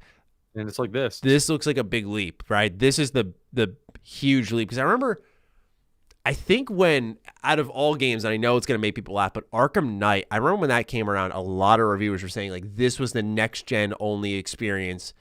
And that was, like, the most flawed Arkham game, too, on a gameplay front and whatnot, story front, too. But I remember that being, like, a defined next-gen game on the PS4 and Xbox One. And I just feel like visually and whatnot, it wasn't reaching that level where I thought it was unattainable on old hardware. When you look at something like The Last of Us 1, when it came out in 2013, I was like, this is just, there's still power left here that they can use. It felt like they didn't squeeze it all out, where when you moved into PS4 and Xbox One, I felt they all kind of looked the same. This leap we're seeing with Hellblade 2, I just cannot emphasize enough how exciting it is. But I want to know, because you and I are very art-driven, do you worry we move into an industry future where everything's photorealistic and this can get tiresome? Because right now it's really cool. I think I do get that worry, right? Because it's like the new big thing. Photorealism, it really does look realistic, and I think it is eye catching. People are like, "Whoa, this is a video game," and people are going to capitalize on that. We're going to see that happen, but it's almost like the open world thing. Like, remember, open worlds was like, our game is open world, by the way, because that was like almost a leap in hardware in a way, leap in technology. And it was a big thing for a little bit, but then people realized, well, every game can't be open world because it just doesn't work. It's not as fun because this game did it better, or blah blah blah. I think there's a huge market for games that have unique, varied art styles, and I don't see that going away anytime soon. But as for AAA games, I guess it's a possibility because I mean, look at something like Final Fantasy, right? Final Fantasy remake. If you look at the original Final Fantasy 7, that game is very, very like different in terms of art because you got like literally polygon characters where they're like little Lego guys. But really, that's a good point. 7 remake part 1 looks just like anime characters but with photorealism, and I'm a big fan of that. I think it looks phenomenal.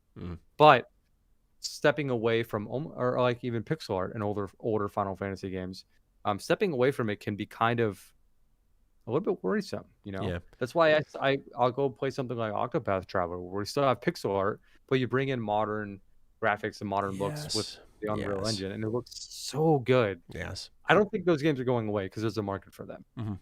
I agree. I think that market's going to grow. I really do. Yeah, I think that too. I think that's what's going to happen with these games is there's going to be a lot of people who embrace photorealism. I think gaming will grow through it, but I also think there's a reason Octopath Traveler, beyond it being a good game, there's a reason it sold like 2 million copies when it launched on Switch. It's a reason for sure because people were eating games up on the Switch and it looked phenomenal. Yeah, it looked insane. But I also just think it's because like there was a hunger back then, like we wanted this type of game, and I think as time goes on, there's going to be more of that. So it's also because you have like if with photorealism, like this shit is not cheap and it is not quick. It takes a while. Like, we're talking about like programming the beard hairs in Joel's beard in Last of Us Part 2. Like that like that shit is not quick, easy, or it costs a lot. So when we're gonna see like more indie studios with less money, lower budgets, sort of step towards more creativity. And I'm a fan of that because I feel like when you have like struggles, when you have ceilings that you have to make, you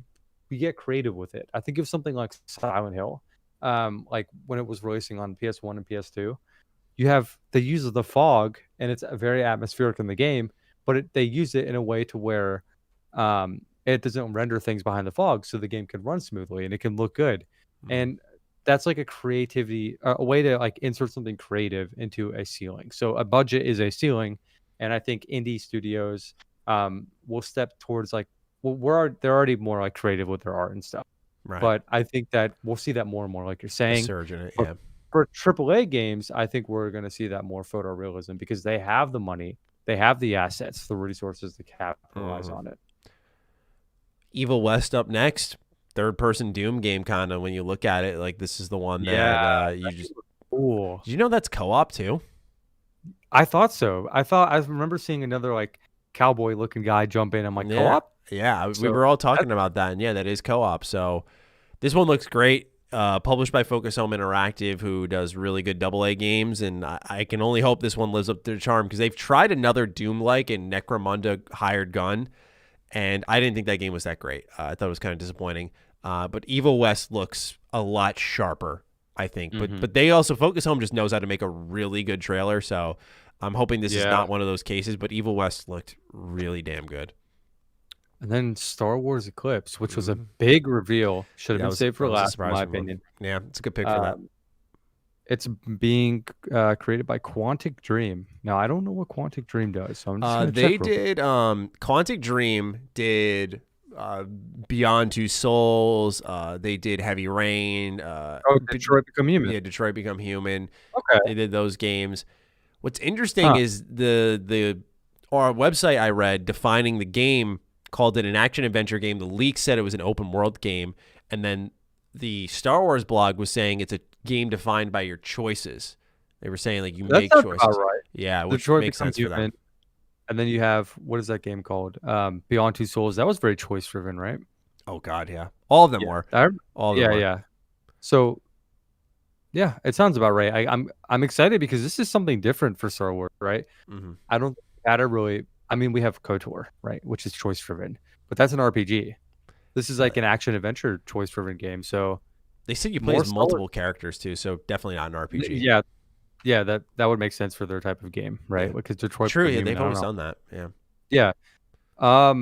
It's interesting to see that in a Star Wars universe, and I'm kind of surprised. Like I haven't heard anybody say like this is something I want. Like it's almost to me like a Telltale game, but elevated, like a AAA. I don't know if it would be AAA, but like a high quality Telltale game. It's probably gonna be a Telltale game that has gameplay. Like that's what it's gonna shake out to be, and that's a great pitch in my opinion. It's like, hey, we're gonna be choice driven in a pretty simple way, and we're gonna have you be able to shoot and fight bad guys. You don't just have to walk around and hit dialogue options. Like there's something there. Setting. It is prequel era. It's High Republic. It's High Republic actually. Oh, really? Which is Yoda. So. Yeah, no, it's High Republic, so it takes place between Old Republic and prequel. Because I know this because I read the books, and it's like a golden era for Star Wars. It's like a utopian era. Prequel era. Yeah, Dude, prequel. Awesome. Yeah, it's really, really cool.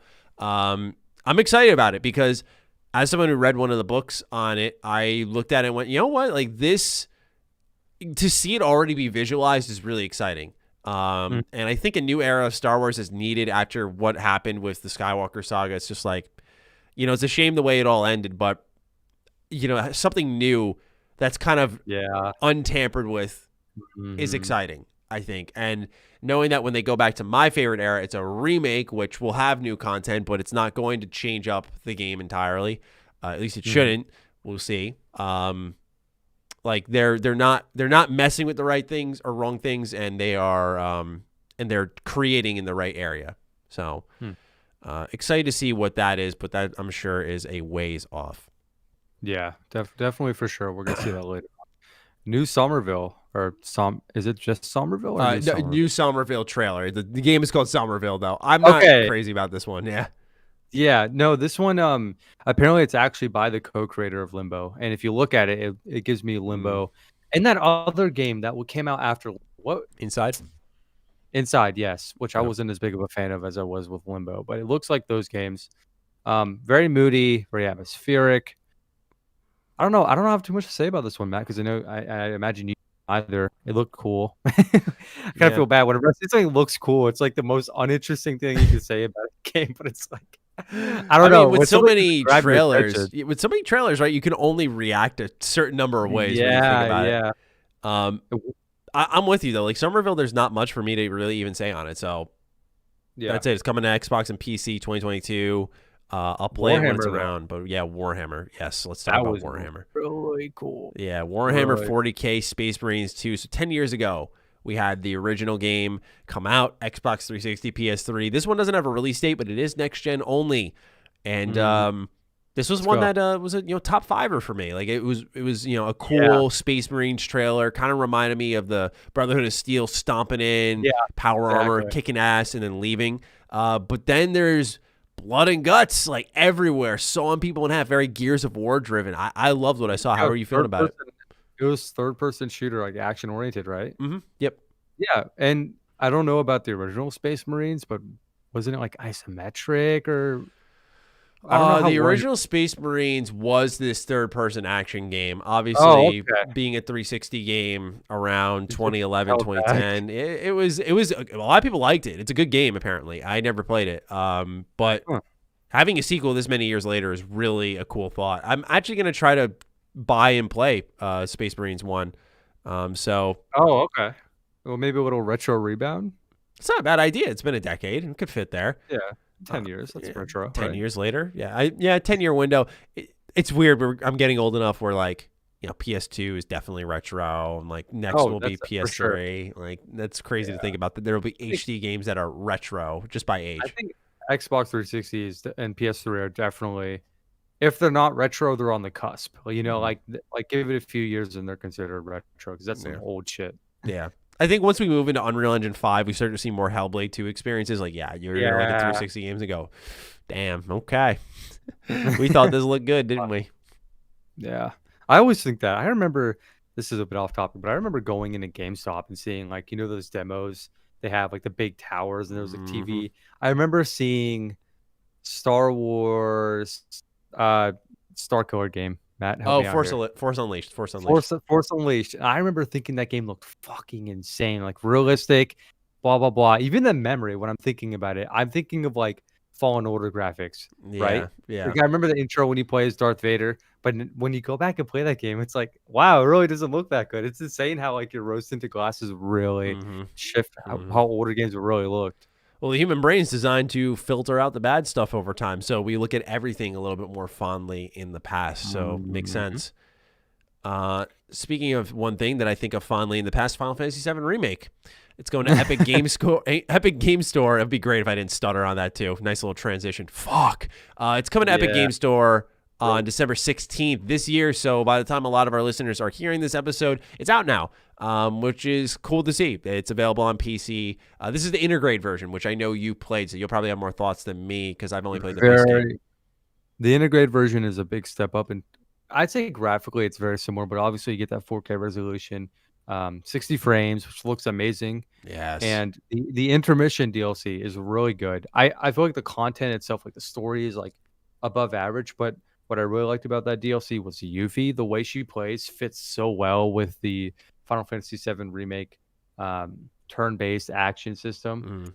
I think she's definitely the best character. I remember watching you stream that to our server, and that it looked fun. And I love the music too. The music is so good, but not on Xbox. It seems to be a theme this show. Square Enix wants that bag. They're like, yeah, Sony, give us the money. Oh, Epic Game Store, you want to be exclusive? Yeah, right. No Steam, just Epic Game Store. Like, I don't know what's it with Square Enix. They like guaranteed money, I guess, but I can't blame them. Certainly, I can't. I want to say I respect it, but man, this game was supposed to be on Xbox a year after, and Sony's not letting them go. No, they're not. And they're like, you can go to Epic. They're pulling their tail. Yeah, you can go on PC. That's fine. Yeah, that's fine. I'm guessing it'll go to PC Game Pass eventually. I doubt it, though. They'll have to make a whole new SKU probably. Yeah, I don't know. I mean, that's basically putting on an Xbox with how close they are. So, yeah. I don't. That's wild. Not on Xbox.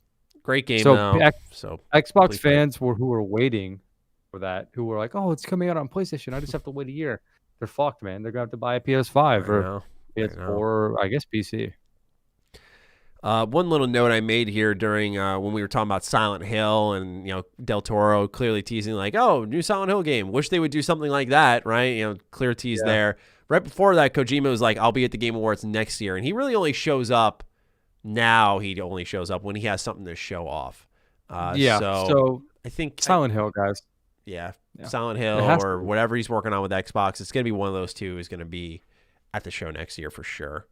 The way I see it is like Del Toro, that was pre-recorded, right? Yeah. And they don't want to be responsible for like something being said that isn't true, like Silent Hill coming out. So they gave him saying that to clear, right? Yeah. So to me, you got like Del Toro, Kojima, and Jeff all sitting in a room like jerking each other off. They're all best buds. So I think they're clearly hinting towards Silent Hill coming out, which I respect. Yeah, that was funny. I just didn't expect it. That's why I think unexpected humor works on me the best, because if I don't expect it, you'll get a laugh out of me out of just like, whoa. A nice decent argument, putting up my points, and I just throw a joke in there. Yeah, that's it. That's all my brain can process at that point. But yeah, Kojima at the Game Awards next year. Him and Jeff will be doing just fine together, so we're looking forward to them showing up. Next is A Plague Tale Requiem. It got its first gameplay trailer. It's going to be a day one Game Pass game. But honestly, yeah, Plague Tale Requiem looks incredible to me. I thought that A Plague Tale Innocence was really good. What's funny is I was recording my video last night, and A Plague Tale Requiem was a word that you've read in my videos, so you know what I'm talking about. I'm sure you've had it when you're recording your own videos, is like, Requiem. Yeah. Like I would Requiem. I said A Plague Tale. Like I could not stop Wing it up. Yeah. Like I just kept like a Plague Tale. Like I just couldn't get it out. I just looking at it reminded me, but completely irrelevant. How are you feeling about this follow up here to Plague Tale Innocence? I got to play the first one. I got to play the first one because this looks awesome. I really liked it, and I don't know how the first one plays at all, but. I mean, she was pulling the crossbow out. The environments looked fantastic. It's got a good setting, which already is intriguing to me. Yeah. See all the rats running around. Like, I want to play this. It looks cool, but I'm not done. And as the walls come down, so good. Since I haven't played the first one, I gotta hop on that because this looks really good. I imagine it's not a big or super long game either. 10 hours tops, literally 10 hours tops. Yeah, it's a really easy play. Yeah, it's a really easy playthrough, and it flies by because it's so like streamlined together. It's really well made. It's a AA game, so it's not gonna blow your mind on a graphical level, but. This is a Focus Home interactive game, so if anyone wants to see why I support this company and I think they're really good with the games they publish, this is one reason why. Plague Tale Innocence is one of the best things they've published, and I cannot wait to see Requiem, which looks like it has a true budget. Really good stuff. Again, day one Game Pass. All right. Love to see Xbox finally getting some representation here. Yeah, here we go. We got some more with Crossfire X campaign arriving February 10th, 2022. So this thing is being sent out to die. This thing, man. They're like, Xbox has been sitting on this one for ages. They're finally getting out. And they're like, Elden Ring. What else we got there? A Horizon, and we've got Crossfire X. Like, fuck. Dude, the soldiers stepping out of the ship into battle is how the game is going right now. Yeah, it really is. Like they're stepping off the beaches of Normandy, man. Like this is it. This isn't even for those who are wondering. It's not even on Game Pass. Like this is a game you got to pay for. Yeah. Dude, this game is gonna do horrible. I know. Like I'm not trying to be mean for any Crossfire hyped fans out there, but it didn't look that like crazy. It looks like a COD campaign. Yeah, it looks like a COD campaign. It doesn't look very derivative. It has a free to play multiplayer that's like CS:GO, whatever. But man, they really are like sending this game out to die. That's a good way to put it. Yeah, so this is one that I don't really have much excitement for, to be honest. Not unhappy to see it, but happy to finally see it get out. But the next one, Sonic Frontiers. This is a huge, in my opinion, besides Hellblade, probably the biggest sort of reveal. The fact that you're on the Sonic train and I'm on the Sonic train is saying something. Dude, I'm not a Sonic fan, but this looked awesome. I agree. What stood out to you most? I think I have the answer, but as a starter here. Oh, the graphics for sure. Oh, really? It was the graphics. Yeah, okay. Well, what about for you? The open world, like. Oh, well, yeah, obviously, but to me, it's just like it looked phenomenal. Like when I think Sonic, I think very, not fantasy, very cartoony, right? But this gave me, funnily enough, Breath of the Wild vibes. But the world looked like Xenoblade. Yeah, that's a great comparison. Yeah, I think like Xenoblade Chronicles look to it, and I really like that. It looks awesome. Yeah, I always say that like Sonic's biggest issue is like when you're going fast, you can't see where you're going. So I never thought of it because I didn't think they'd ever do it because they didn't seem like they cared enough. But I was, seeing that they're going to put it in an open world, I'm like, oh my gosh, like that feeling of speed is going to feel real. It should feel really good. It's going to have to be a really big open world with how fast Sonic moves, though. Yes, absolutely. But dude, this is actually good because one problem people had with a game like Breath of the Wild was it was a massive world, but I don't think it's an empty game, but it definitely has a lot of vast open space. That's just environment. So Sonic Frontiers can really like take that and make something special with it. Absolutely. I'm excited to see what little side content they put in there. Just because like that's what always interests me with these big Breath of the Wild style games. It's like Sonic has a lot of heritage. No matter how much I slandered it, it's got a lot behind it, right? And what do you tuck in there to kind of pay homage? Or is it just a space that takes you from one level to the other? Because there was a leak that called it Sonic Frontiers. They defined it as an open world game. And one of the things that they mentioned that our friend Sol told us about was that Sonic Frontiers is going to have these like portals that you go through and they take you to the boost stages, which is kind of like you watch me play like Sonic Unleashed. Like they take you to these set levels. So it's got like a nice mixture of both there. Yeah, which allows them to have their set levels and their open world. And honestly, in a lot of ways that kind of is Sonic Adventure style. Like Sonic Adventure, I just played it and it's not open world, but you have a lot of hub areas and then you'll enter a certain area and it'll bring you to the level. So it's on a much bigger scale. It sounds just like Mario Odyssey. I don't know if you remember how that worked. Yes. Big open world, and then you would go in a pipe or find a little cave or crevice, and suddenly it turns into like a platforming section that you're used to. And same with Breath of the Wild. You had the big open world. Yeah, you go into the shrines, and now you have the puzzles. So I respect it. It's weird seeing like this wave of these older games. I guess Breath of the Wild or Zelda and Mario aren't necessarily old games, but really like stepping into like this open world sort of thing, and making taking open world and making it fit for that genre, because we see open world games all, I was mentioning it earlier, it just doesn't work, or it's just pointless. Like, I'm curious when I finish Halo if I'm gonna think like, oh, Halo should stay open world or not. Right. So it's cool that these companies that really haven't really done it that much are trying it, because, or sorry, these IPs, because I think Sonic is a perfect pick for a game that could be open world. Absolutely. I agree. That's coming holiday 2022, so really looking forward to that and seeing more of that. Halo TV show on Paramount Plus. I put this in here. This is some of my defining Duke notes. I don't know if you actually want to talk about this or not. Honestly, I don't know, man. Halo TV show. I didn't watch the one that came out. I think it was called like Forward Unto Dawn or something. I think so. I don't know. Sounds right. Maybe someone in chat can correct me, but it's cool, I guess. It's Halo. Or Halo. Do you know what time period it's taking place in? Nope. Apparently it's not canon, but that's just hearsay. Okay. I saw someone say that. Don't care. Don't care then. Like, I literally don't care. Yeah. They've been burned by Halo 5, where they're like, you know what? We know what happens when it's canon and it counts. So we're gonna non-canon this. But anyway. Why ever release something that's non-canon? I don't get that. I don't know. I guess it's just more Halo, and it puts it on the map a little bit more, and that's all there is to it. I get why Xbox is doing it. To me, it matters a little bit less if it's not canon. But yeah, me too. It really does. Matrix Awakens. They dropped a tech demo for this. We know they capped off the show. We had our thoughts on how they capped off the show and why it was wrong. But did you have a chance to check out this tech demo at all? Did you see anything it offered online?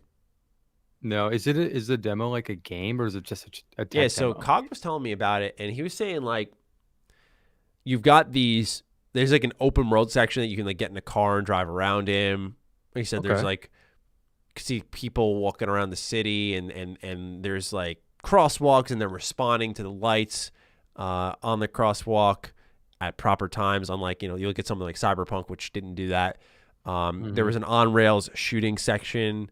He said it looked really good. There was stuff about it that he really liked, but there were also things that he didn't seem too fond of, like the on rail section. So it just seemed like a taste of what Unreal 5 can offer us. And I might give it a shot just to see what Hellblade does, but I don't think I really need it to understand, because I look at Hellblade, I'm like, I see and I get it. So Matrix to me just seems like a time waster right now.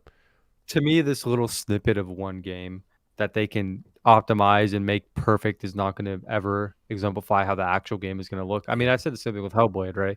So I don't know. I'm not interested in. I'm not really a big Matrix guy anyway, but one of my good friends, I'm Cullen, loves the Matrix, so I do want to watch it eventually. Interesting. Yeah, he watched it not too long ago, and he really liked it. So beyond that, we have Wonder Woman, which is a cool reveal. Apparently, the stand-in for Hogwarts Legacy.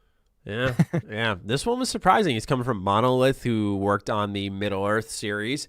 And awesome. They did Shadow of War, Shadow of Mordor, and now they're doing this Wonder Woman game, which is stated to be single player, and it's going to have the Nemesis system, which I think is really interesting. Because like you kind of could figure out in your head, if you heard Nemesis system and what it did, how that would interact with the orcs, like they remember what you did. But who does Wonder Woman fight that she remembers? In a city, like maybe gang members? I don't know. Like, no, I don't think so, because it's her rise to. I forgot what exactly the quote says. I don't want to misquote it, but it's about her rising, her like origin story. If you will. So I don't think it'll be in a. Right? Yes, exactly. So it's not going to be like a cityscape or something like that. Okay. But yeah, it. At least on paper, sounds great. I think Monolith gets a lot of flack for Shadow of War, but I think a lot of people forget they've probably created one of the most innovative systems in gaming. Oh, dude, that system is awesome. Yeah, exactly. So, and the Shadow of War was basically plagued by microtransactions. It's a quick lesson for them to learn. I don't know if they're going to do it with one fuck up again. Yeah, but you'd hope not, right? But we will see. I'm very interested in this one. Not much to talk about, because it was literally just a trailer of Wonder Woman's legs and then her face, and that was it. So on talent alone, I'm interested, but otherwise not crazy amounts. And then last game we have on this list that I wanted to go over was Alan Wake 2. They're making their first survival horror game at Remedy, and Sam Lake said, we're ready. We're ready for this now. Dude, survival horror is one of my favorite genres, so give me. I haven't played Alan Wake.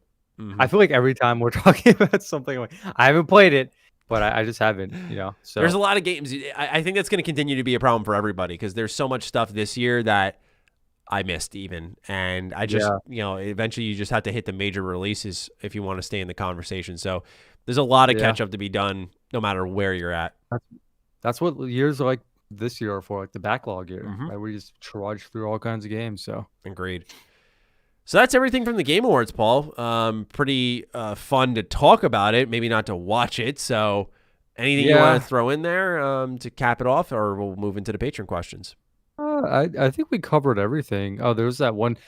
This is random, but remember that one game, Matt? You called it immediately. It was like the Fortnite game. Oh, where it was like a wrestling. You're like, what is this? A wrestling battle royale open world? And then you see immediately. It's exactly. It what was. You said. That was the moment of the stream because I called it to a T. I couldn't believe it. It was, for those who don't know, it was called like Brawlverse or something like that, and it's a fighting game that's like very battle royale like.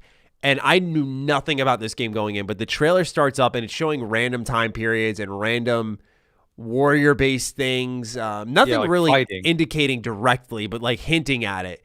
And they're showing all these time periods.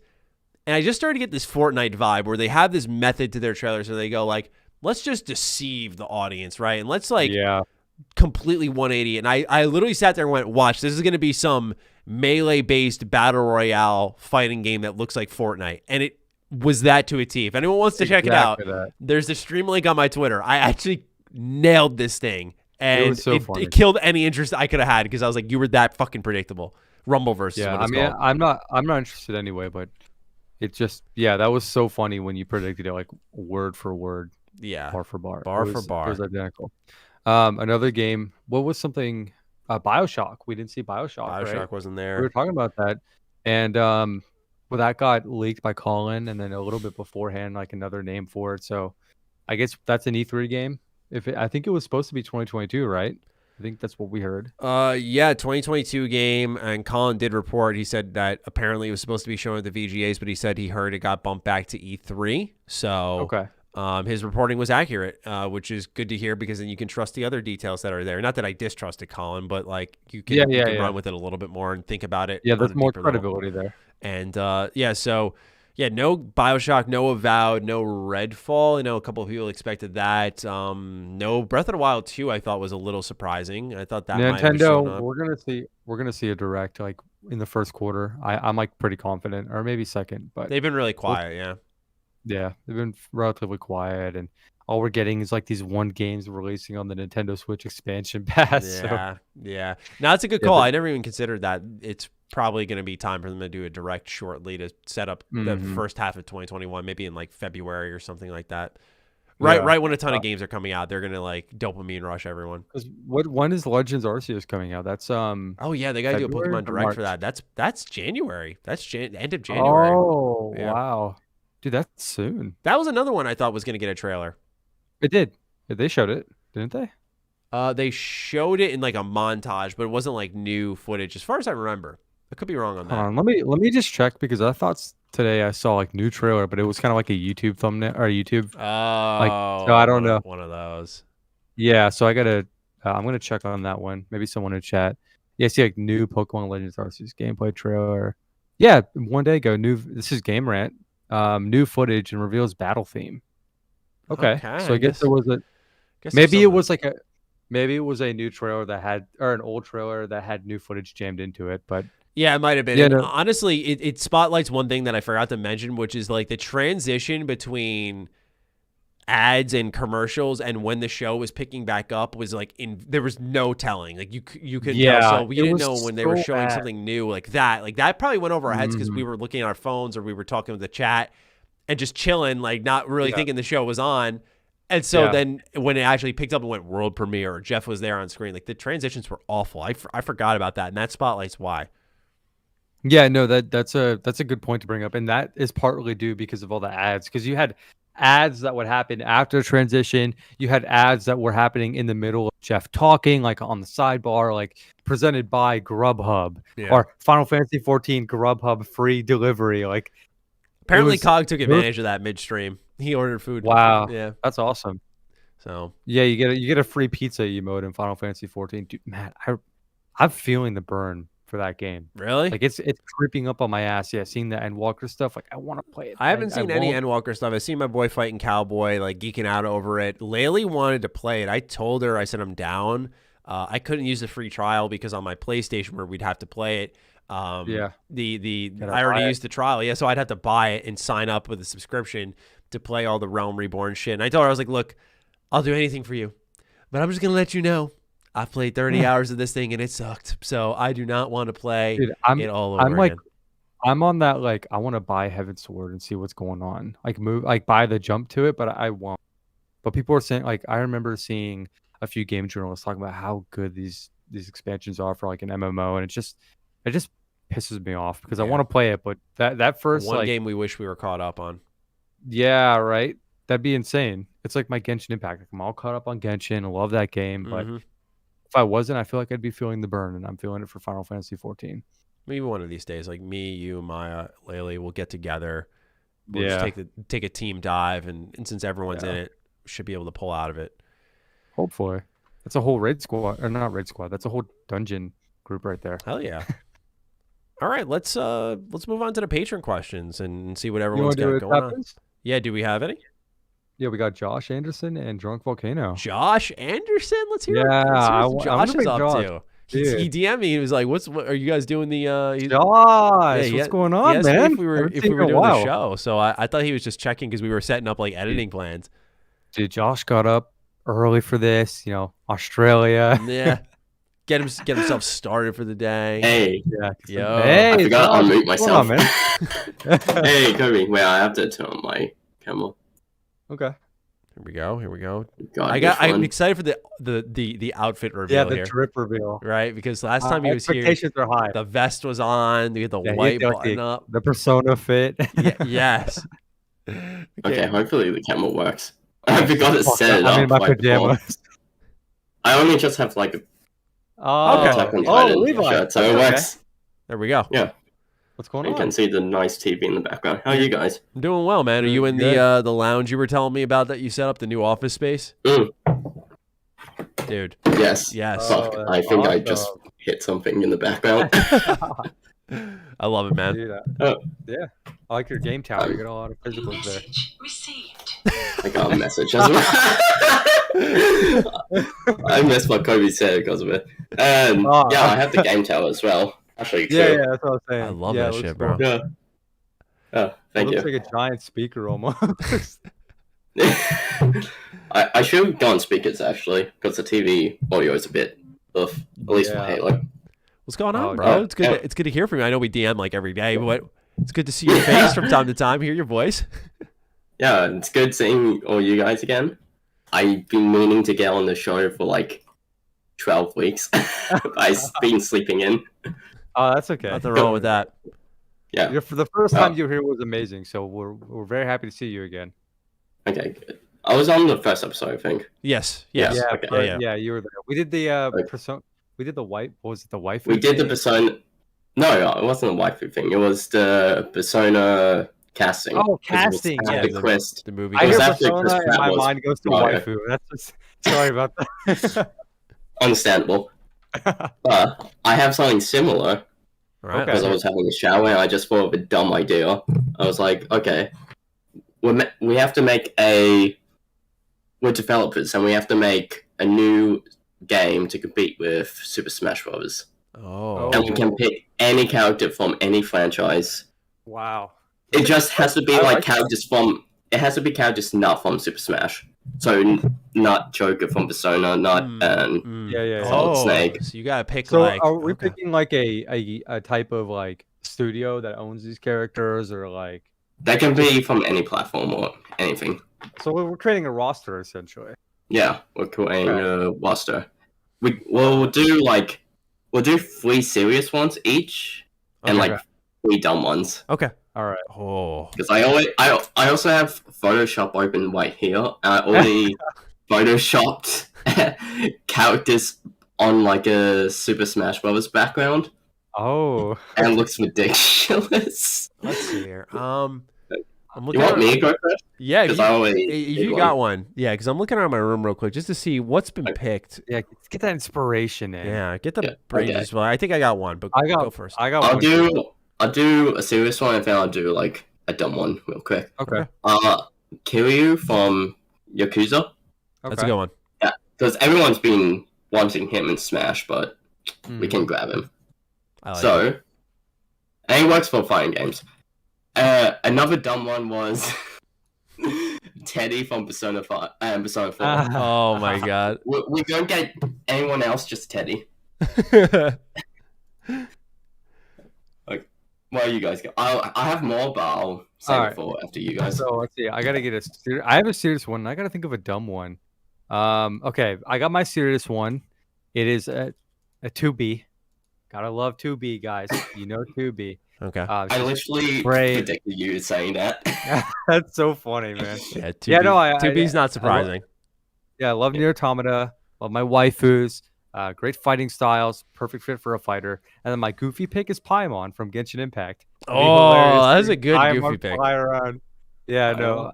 If you guys don't know who Paimon is, she's like a fairy that follows you around Genshin Impact. She's like that token, like she's almost like a Teddy type character, like a mascot. She's really funny.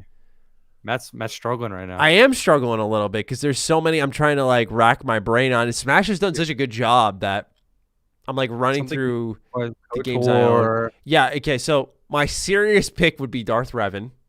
I would be over the fucking moon if any platform fighter dared to do that. So Darth Revan will be my serious one. I'm trying to think of a goofy one here. Bentley. Why are you coming up with these good ideas? Like I feel like my brain just is lacking the creative spark right now. I'm just thinking of like characters that wouldn't really fit in a fighting game. Yeah, like Bentley from Sly Cooper is a perfect fit. Like, I'm gonna go. It'll be like Sly Cooper 3 Bentley, where he's like in the wheelchair. Yeah, he's got like the power.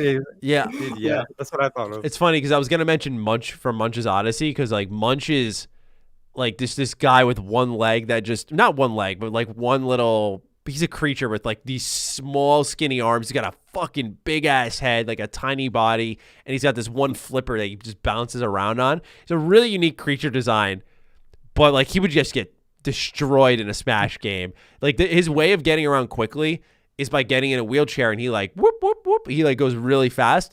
So I feel like that would be my goofy pick for anyone out there who's played Oddworld. Like that would be definitely my pick. Munch from Oddworld, Munch's Odyssey. You said you had a whole list though, three for each. Yeah, I had. If I struggle with number one, I'm hoping my brain turns it up real quick here. I just looked at my game shelf and my mind's rolling. I'm ready. Or Josh, but I think it's your turn. Okay, yeah, it's my turn. So I have. I'll do the serious one first. Max Payne.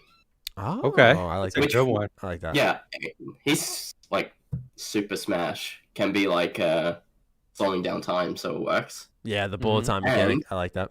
Yeah, and the other one is everyone's been asking for Master Chief. Yeah, we won't get him, but we'll get a Grunt. Oh, we're gonna get the Grunt. I love that.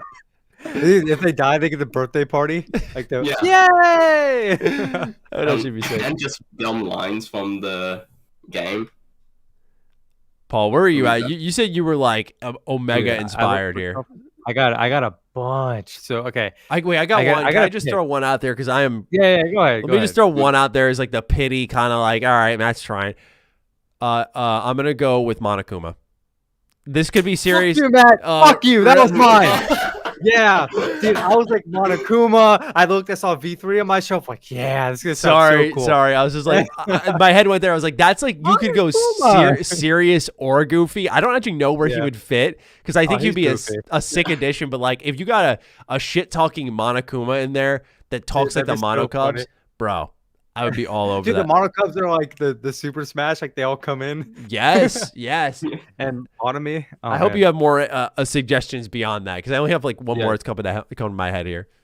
Okay, so I got John Marston from Red Dead Redemption. Okay. I love John Marston. And he's a cowboy. I love cowboys. I think you can throw all kinds of shit into his kit. And then Monica from Doki Doki Literature Club. I don't know how they do that, but that's a good pick. That's fucked. Beautiful. Yeah. Because if she's the one who I think I know. Is she the one with the ponytail? I'm not gonna. She's the green-eyed one with the brown hair, ponytail. She has. Okay, never yeah, mind. she has the long hair. I think I was thinking of Sayori. Yeah. Matt hasn't played. No, Sayori's the one with the red bow and like the short pinkish hair. She's the one I was thinking of. Yeah, she's the one I was thinking of, and I was like, about her. Monica's my favorite, so that's why I picked her. Right. The other one I was thinking of, because I was looking around my room and I saw it. This could be nowadays in 2021. This would be a joke pick, but I think down the line it might be a good serious one. Johnny Silverhand. I think that'd be a cool one from Cyberpunk. That's not a bad pick. Like his taunts, like if they pick the taunts that are from those Keanu Reeves meme edits, like the something about the body and. If I needed your body, I'd fuck it. Yeah, right. It's like like if they just did that for his taunts, that'd be incredible. So I gotta rock with Johnny Silverhand. Okay. All right, Josh, your turn. What you got? Okay. This is a bit cheating, but okay, that's fine. Big Boss from Metal Gear Solid. Oh yeah. Because they have Solid Snake. Right. We don't have Big Boss. So okay. I get it. It's a fine line. You're on the cusp, but that's okay. Yeah, it works. And the other one is I can't remember the character's name. I think it's like Nathan or something from Beyond Two Souls, and he's played by William Dafoe. Which is it the pig Native character? American one? No, the William Dafoe plays like a character in Beyond Two Souls. That's the game that the Quantum Dream game. Oh wait, he's the sign. Why was I thinking of Beyond Good and Evil? Is what I was thinking of. That's why I was like, is he the pig character? Yeah. You're probably looking at me like, what's this guy on right now? Pig character. Okay. I know what you're talking about. Yeah. That's a really strange pick, but I respect it. Yeah, it's a dumb pick. And right now on the Photoshop, I just have William Dafoe standing next to Teddy, a Grunt, and Big Boss, and it looks ridiculous. Okay. I just had one in mind. Now I lost. Oh. Damn it, Matt. I'm still pissed you stole Monokuma from me. That was my. I think that was a pardon the pun ultimate pick there, but yeah. I'm gonna throw Shrek in there. I think Shrek. Yeah, we had a game. I feel like Shrek has that shaggy. Meme energy where like kind of like what we're seeing with multiverses, like you're gonna see people go like, yo, Shaggy's in this game, this is sick, but also like, haha, Shaggy's in this game. I feel like Shrek brings that energy to the table where if I were making a Smash game and I could pick anybody, I want Shrek because people would be like, yo, ogre power, let's go. Okay, I got a serious pick, and then I'm still thinking about my goofy one. I'll get there, but some horror rep here. I'm gonna go with Pyramid Head from Silent Hill. Okay. Oh man, really iconic character. It's funny you bring that up. I saw a lot of Photoshops when PlayStation All-Stars Battle Royale was coming out, and people were like guessing characters, and Pyramid Head was getting Photoshopped a ton. Dude, that's so I remember that as well. He's a good pick, bro. I think he could fit in there. I got another goofy pick. Preston Garvey.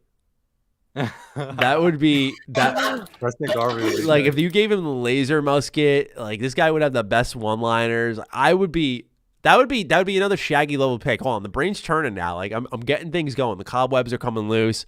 I think that would be one that I would be authentically excited about, but I know most people would be laughing up a storm because I'd be like, yo, you get to actually play as Preston Garvey. Come on.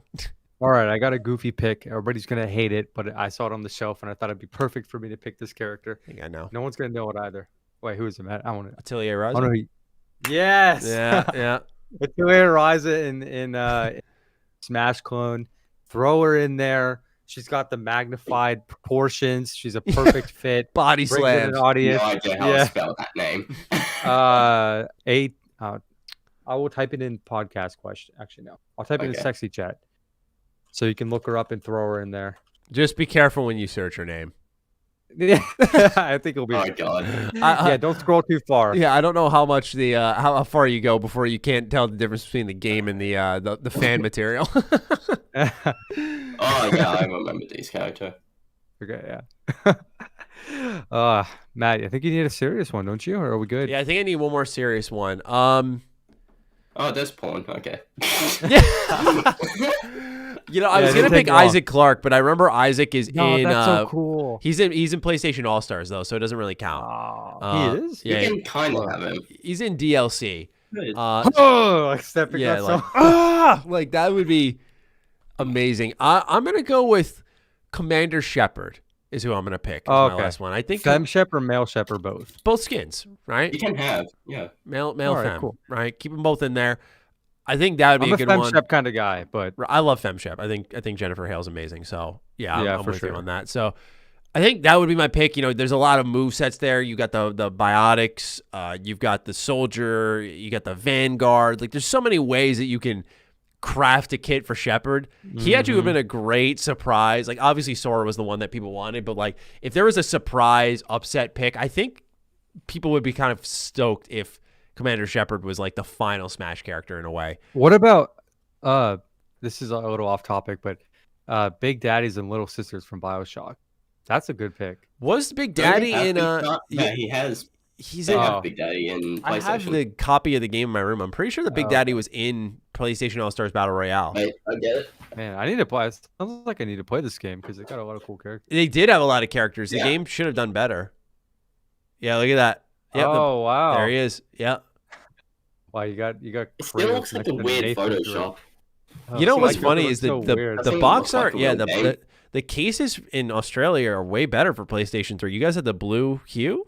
Oh no! I actually just like added because I bought this like used a couple months ago, and the case was broken, so I just used the PS4. Oh, okay. It actually looks way better. I'm not gonna lie. So yeah, it does look nicer. So yeah, good stuff there. Josh, that was a fantastic question, man. Wait, do you have the Photoshop? I want to see do you have the Photoshop? I haven't completed it yet, but I'll add what I have. I'll add what I already have with like the characters I already did beforehand. Oh, okay. I'll add it to Sexy Chat. Hell yeah. Well, if anybody's on the Discord, they can check it out, Matt. I think maybe in post you could put it on the screen for people on YouTube. That's just let me see, because I don't have I don't have the thing set up here where it will like capture. So okay. Yeah, because it's designed to right now. It's like I had to undo it for what's his name's stream, Drunk Volcano, and it took me a while to refix it. But you have to like reorient everyone. So I can't show it here, but anyone who's a patron can go ahead and see it. If it's a patron only. Yeah, shout out to the paying customers. I want to see this in a couple minutes. You can see it for some money. 2B and all that. Oh man, Josh, that was mad funny. I love that question. I just love how it has William Dafoe and Defoe on just the far left. I know. If I'm honest, I didn't know who he was, but now I just think like Green Goblin and Smash. Yeah, I was thinking like the Super Smash would just be him becoming Green Goblin. Yeah. No, that's the story. It's just literally just the actor instead of the character. Yeah. The way he's doing that pose while everyone else is like, oh my god. It looks like you, Matt. Like that looks like a pose you do. Girl douchebag. With like the suit, like that one time, what's it for a video? These photoshops are like way too clean for the type of joke project this is. Like I'm looking at the edges. Yeah, I fucking love the grunt. This is amazing. I can't wait to see the final product, to see like anime characters next to like William Dafoe. When do you finish your send it? Because I want to tweet this. Yeah, I definitely will. Yeah, that'd be amazing. I'd love that. Amazing. But thank you for having me on. Of course, dude. Yeah, thanks for coming on, Josh. Pleasure to talk to you, man. Wait, are you guys doing an episode next week or? Matt, are we pre-recording or? Yeah, we're doing an episode next week. Next week is like our normal schedule, and then we get to just pre-record some stuff. Okay, nice. I'll try again next week. Looking forward to it, bro. Yeah, it's good talking to you, Josh. Hey, yeah, it was fun being on, and I'm glad I actually managed to join an episode for once. Hell yeah. Happy to have you. What time is it? What time is it? Just real quick before you go. It's 12 p.m. currently. Oh wow! So you're really sleeping in. Yeah, I'm really sleeping in. I woke up at like 1 or 2 p.m. most days, but now I'm fixing it up. I feel you on that. That's Yeah. okay. I accidentally did that the other day. I haven't done that in years though. But like I woke up at 2 p.m. and I was like, oh my god, this is horrible. You can tell how I haven't played many games this year just because of how bad my sleep schedule has been. Right. Because I wake up and I'm like, okay, I'll have to get work done. Yeah, immediately. Me too. That's like first thing I do. Yeah. I've been trying to like this. Sorry, this is all. I know you're trying to get out, Josh, but I've been trying to get some morning gaming in before my work. Like I wake up a little early. It's a good way to start. You know, like really, I can't do that. I just can't. It's just I can't. I respect like a you doing it reward. though. I think it's great that you can. I hate waking up and just immediately getting to the grind. Like it just, I guess it's good clockwork, but it just feels so like I dread going to sleep. Right. So now having that like that time to myself in the morning is kind of nice. Yeah. I have to play it well with it because, like, I feel like once I just sit down and play games, I'm just not gonna stop. I'm gonna be like, one more hour, and then it's like, okay, I didn't do work. Yeah. Especially with like, I've been there. not doing. Yeah, but no, we've all been there, bro. Especially with Matt breathing down your neck. Yeah, I was gonna say. Yeah. As both of them talk about neglecting work, and I'm sitting there like, so now I know when I don't get an edit, what happens. I'm just kidding. Yeah. As Maddie like drops a bunch of videos on me. Here, Here Josh. you go, Josh. Enjoy your week. Enjoy It's Christmas like break. 5 videos. Yeah. Here's your Christmas break. You'll get a $2 bonus. I love how you're predicting. Like, Listen. I did just drop a plethora of videos for Josh for a vacation. I did promise him a bonus and a raise. And I was just like, we just got to get through this week, man. We're done. Matt's got to make sure this bonus is nice to Josh to make a point. Yeah. $3. Yeah, I don't need to twit longer Yeah. saying like $60. my experience working with Mr. Matty Plays. Mr. Matty Plays. He bled me dry and then didn't give me a bonus. He made me work for exposure. I've been there. It's not a good feeling. We don't operate like that. Yeah. May's been treating me well. I'm happy to. Matt's a good employer for sure. Oh, thank you guys. That does mean a lot to me. So I appreciate All right. that. Thanks, Josh, for sticking around. We're kicking you out welcome. now. You've been here too long. I've been here too long. Just kidding. I need to escape. All right, Josh. Well, see you guys. Peace out, See man. you, man. Peace. Good. He's getting to work. All now. right. Fuck the stream. We're going to work. When he joined, All I was right, like, what are you finally. doing here? We're going to bring in Drunk Volcano and get through some of our patron questions and wrap it up. Yes, sir. Here we go. All right, Drunk Volcano. Been missing you, my man. What's going on, What's Drunk? going on? I heard someone's missing me. Kopi, if that was you, you ain't gonna be missing me soon. So, Oh, I do remember friend, okay. last week he said he had something to bring up with you, and we racked our Oh, brains on it. And we yeah. were like, oh, we don't know. And we forgot about it. so, right. a I'm little ready. pre-prep story time. Okay. Maybe about 6-7 weeks ago, Kopi mentioned something that was absolutely vile. Honestly, Oh, no. made me slightly lose respect for the man. Why? But Oh, the fact you had some anyway. Okay. it's he likes crunchy mac and cheese over creamy mac and cheese. No. This is slander. I never said I liked it more. No. I said it's good. You- Dude, that box mac and cheese. Listen, Volcano, listen. That box mac and cheese you're holding in your hand is nothing is better than that mac and cheese. I stand by that. Are you covering for your ass, or did my No, I'm ears serious. deceive me? No, they No, didn't. I'm like- Trust me. I'm planning I've on been making there. some tonight. Me and my girlfriend are gonna be All chowing right, down. because I had a whole argument prepared. Dude, Okay. no. I love it. I fucking So, love it, bro. I was gonna go off the different types of mac and cheese. All right, since I'm a quick thinker, I got a plan B. Kopi, you have gotten respect again. It's okay. Went back Respect up. All right, I got some Fallout 3 story time. Sure. Okay. All right, what year did Fallout 3 come out, Matt? 2008, yeah. All right, imagine 2010. Mm-hmm. Okay, so it's 2010. This is a story of my father. So it's 2010. You're completing every single quest in the game. You have been on that grind. I mean, every single side quest. You're going to every location. You get to the end. Project Purity. Mm-hmm. You go to open up the door to Project Purity. The game loads. The game loads. The game loads. Oh, no. I already know it. And it loads. It doesn't stop loading. So what do? Oh, just must be a bug. You take out the disc.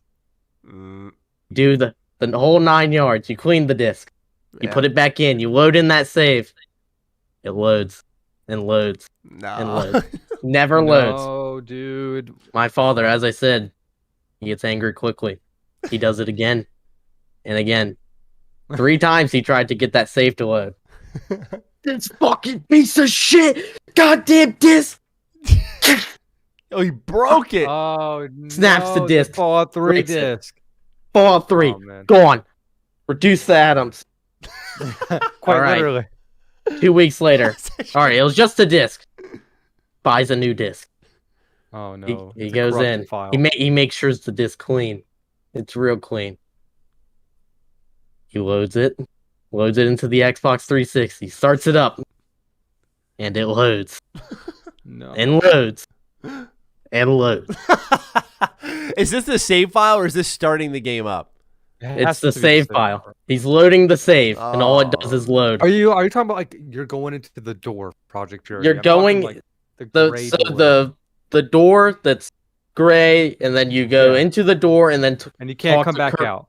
You can't talk. So he's go back actually out, and he's loading he's the at save the file, very- but he's not getting through the door to finish the game. he's at the very end. He's done everything he could possibly do in that game. Oh man! So it comes around. This disc gets stuck in the wall.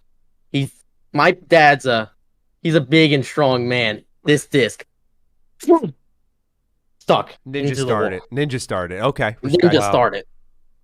He's like, no, this can't be happening. Maybe it's just this disc. Who cares?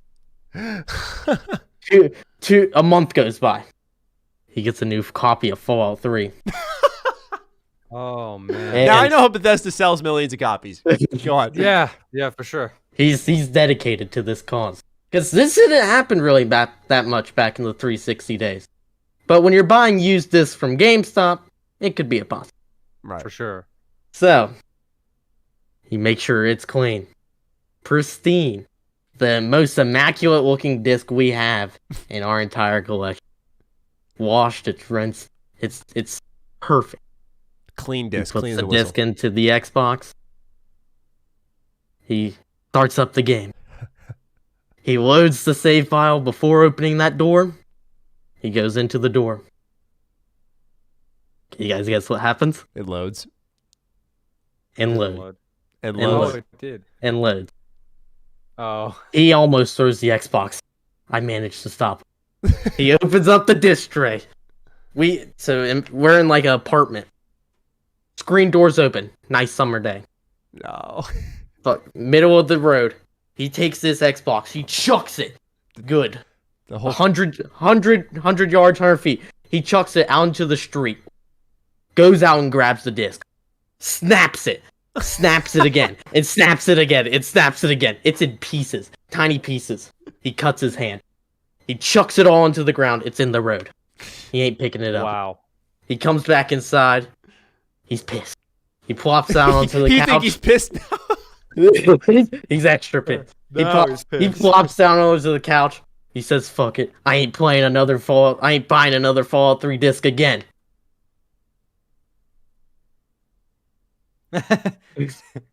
2 months Couple later. months later, he buys it. This time, he's been broken. He admits defeat.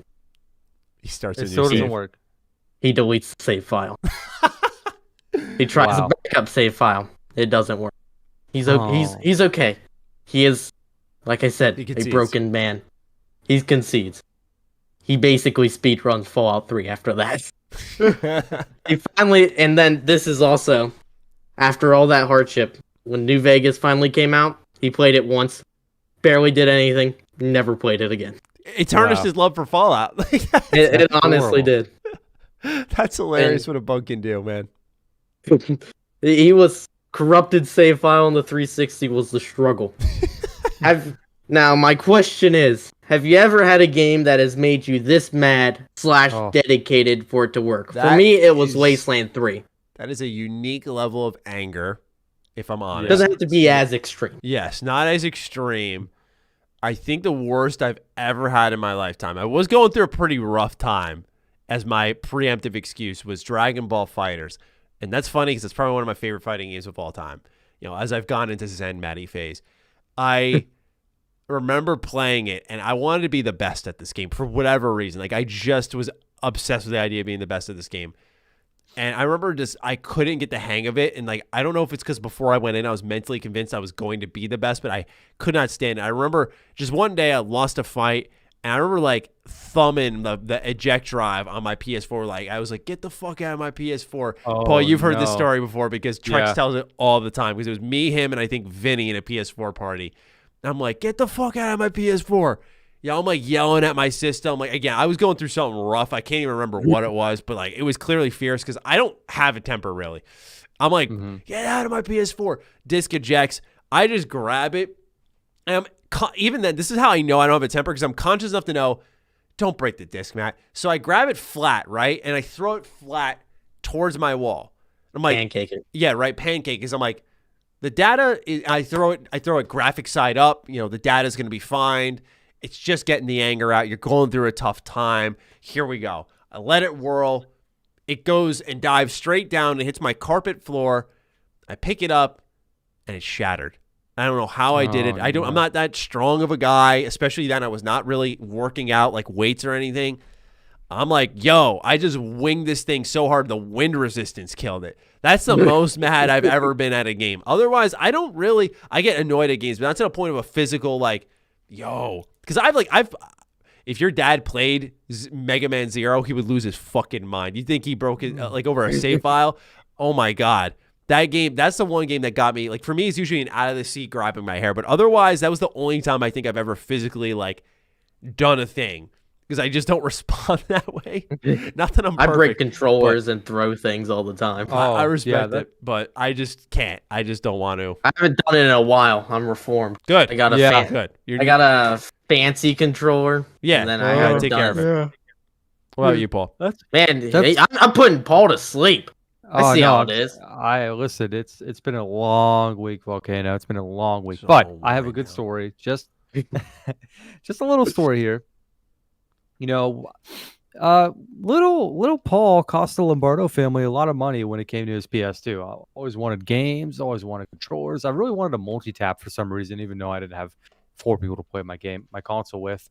If you don't know what a multi-tap is, it allows you to plug in 4 controllers to your PS2. Yeah. And I must not have taken very good care of my games because they always seem to break, or they always did back in the day. And this is back when, you know, you actually needed the data on the disc to work or else your game would skip. You know, you can't it's not just an unlock key. So here I am on my PS2. I'm sitting there with my little DualShock 2, I think it's called, and I'm putting a game in. It doesn't load. So I put another game in. It doesn't load. And none of my games are loading. And, you know, this is to the point where I'm like young enough to where I don't realize that it's the console and not my games. So I'm like, who broke my games? Why are my games working? So I put another game in. So when it starts to load a little bit, I actually get through to the main title, and then it freezes, and then my console shuts off, or I shut it off. I can't remember. I'm pissed. I think my console. This is a chonky PS2, so I'm not sure, but I think the chonky PS2 had disk drive issues or something. But basically, it just wasn't working. And this is when I eventually got my Slim.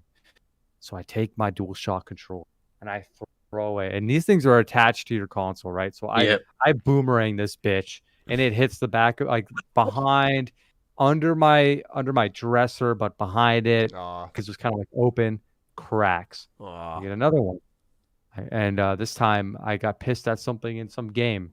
Toss it, cracks. I'm breaking DualShocks. I've broken at least 3 DualShocks. Eventually, I got like they released these DualShock controllers that were see-through. They had like a red one and a blue one. Those are amazing. Really cool.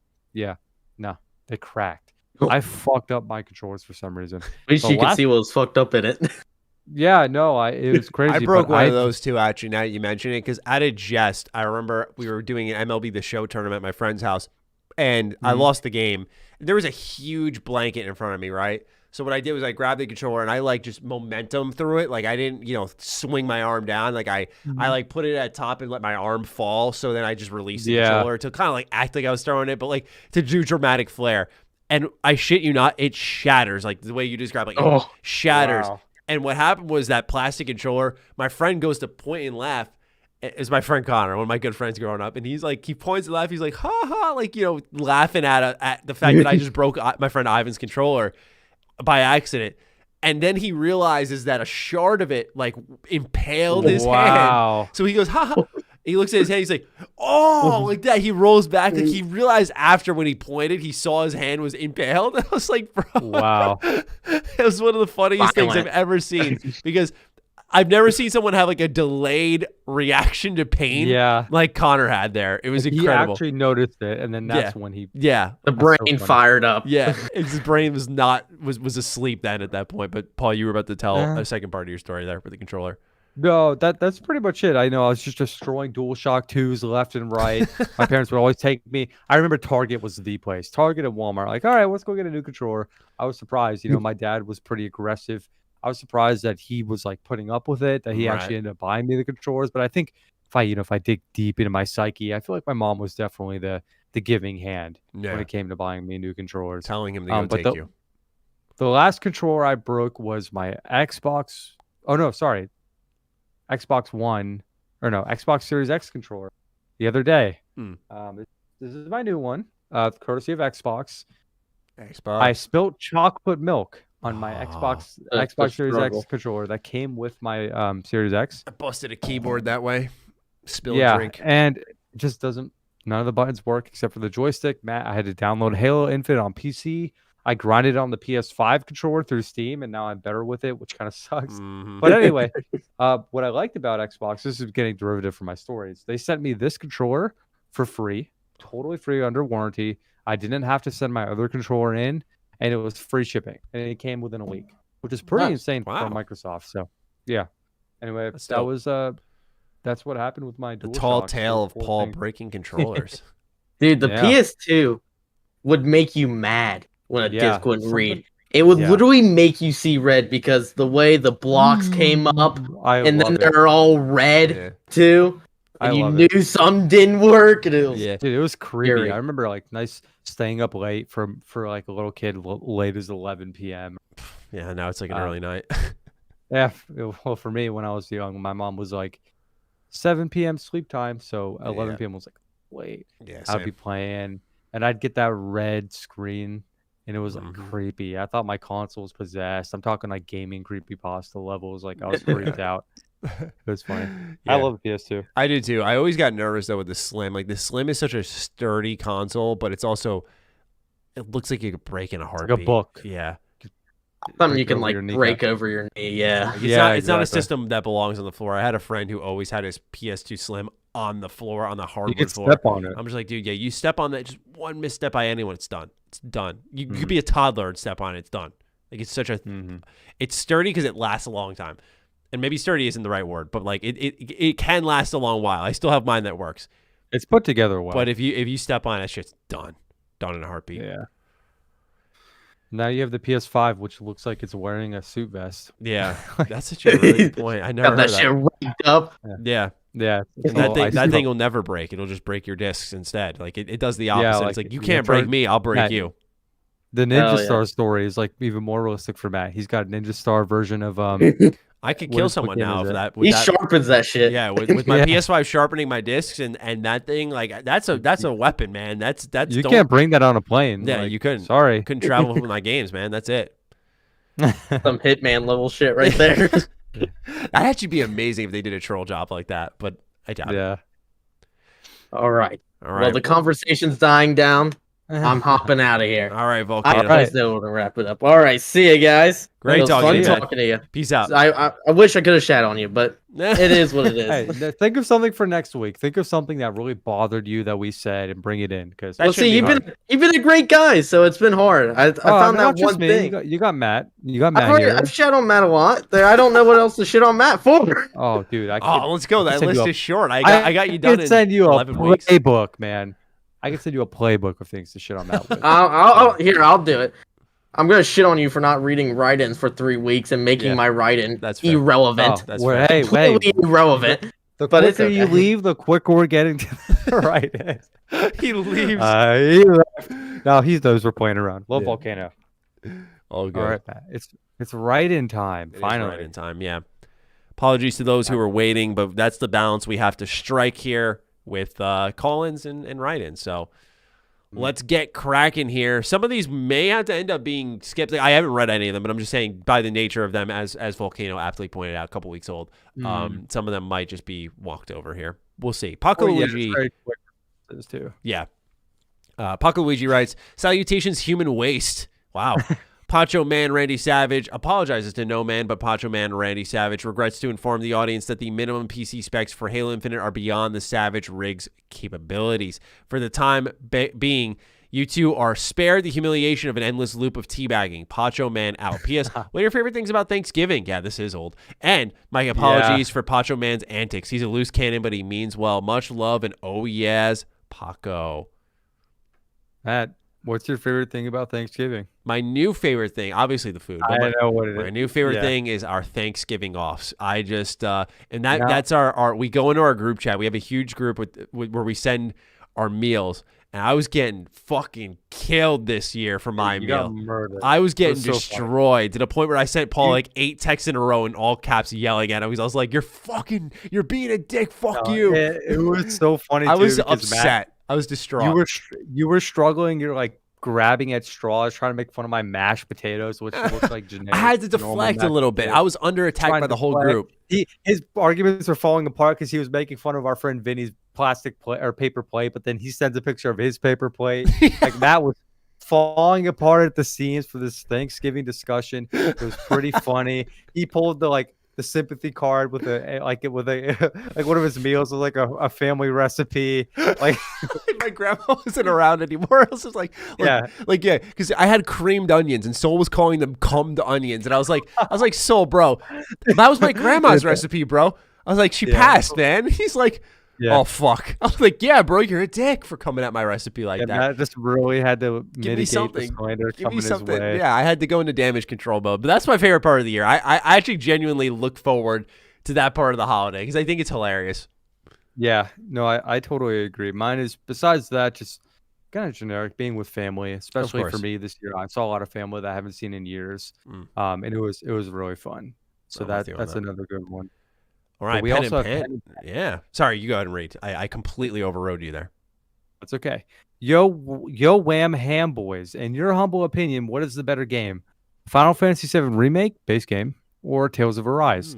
Currently playing through FF7, and I'm loving it, and I'm looking to pick up Tales of Arise after FF7. Have a wet sock kind of day. # try Crocs today. No. Dude, I want to try the fuzzy Crocs. Fuzzy ones didn't look bad. I can respect those. They look kind of comfy, but I'll go ahead and answer. I dropped Tales of Arise, and I love 7 Remake, so that's my answer. Matt, your turn. I think Tales of Arise is a more complete offering. I do think the story can fall off a little bit at the end of Tales of Arise, but otherwise I think the end game content, gameplay, characters, most of the main story all combines for something really impressive, where I think 7 Remake is really good, but I think the ending is a little dangerous. Not that I disliked it. I think it's dangerous, though, and there are some environments that I thought were pretty poor in this game. Oh, yeah, for sure. And the traversal between like those scrap heaps, there's parts of this game that felt really old and like it had been in development forever, which it had been. So I got to go with Tales of Arise here. Not even recency bias. I've been away from the game for 3 months now, I think exactly. So I would definitely err on the side of 7 Remake. Okay. All right. We got Forged Horizons here.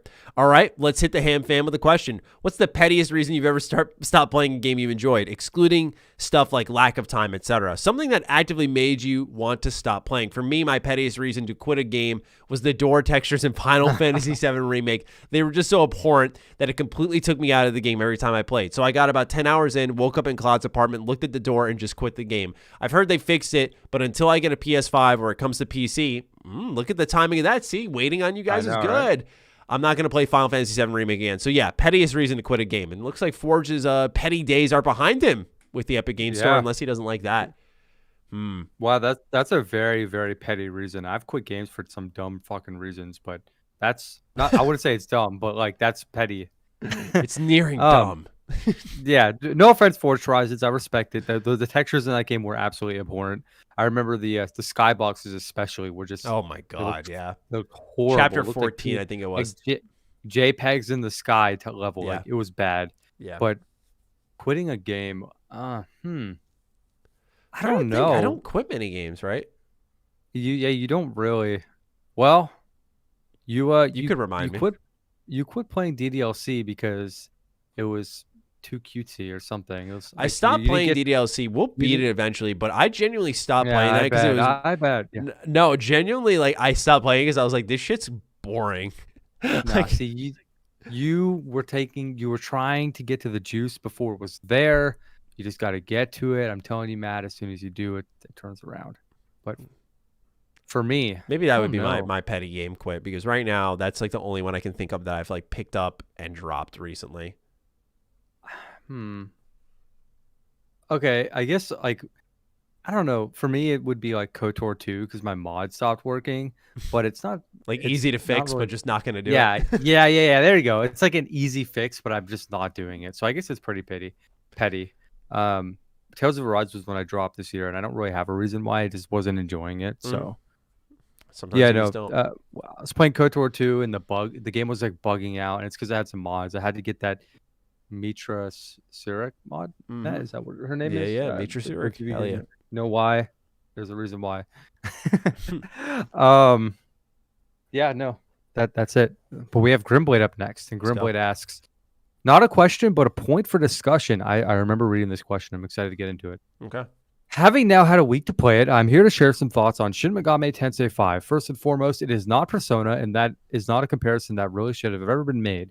Much better comparison is Pokemon. If you find that the Holidays Diamond and Pearl remakes are underwhelming, consider picking up SMT5. SMT5 is a story that is no more or less than you would expect from Pokemon, with familiar but unique capture mechanics and a more traditional JRPG combat system.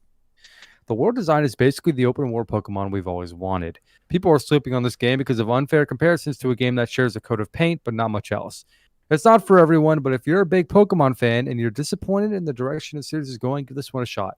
Matt, I'm going to go answer this because I have a controversial opinion for the SMT5 Persona comparisons. Sure. Okay. Let's hear it. I think there's some credibility to them.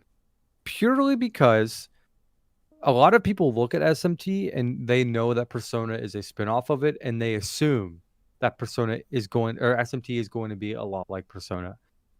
And Persona is much more popular. And for that reason, I feel as if comparing SMT, not in a way where you're saying SMT is negative because it's not like Persona, but as like a journalist, if I'm telling people about SMT, I want to make it clear to the audience that it isn't like Persona because Persona is more popular.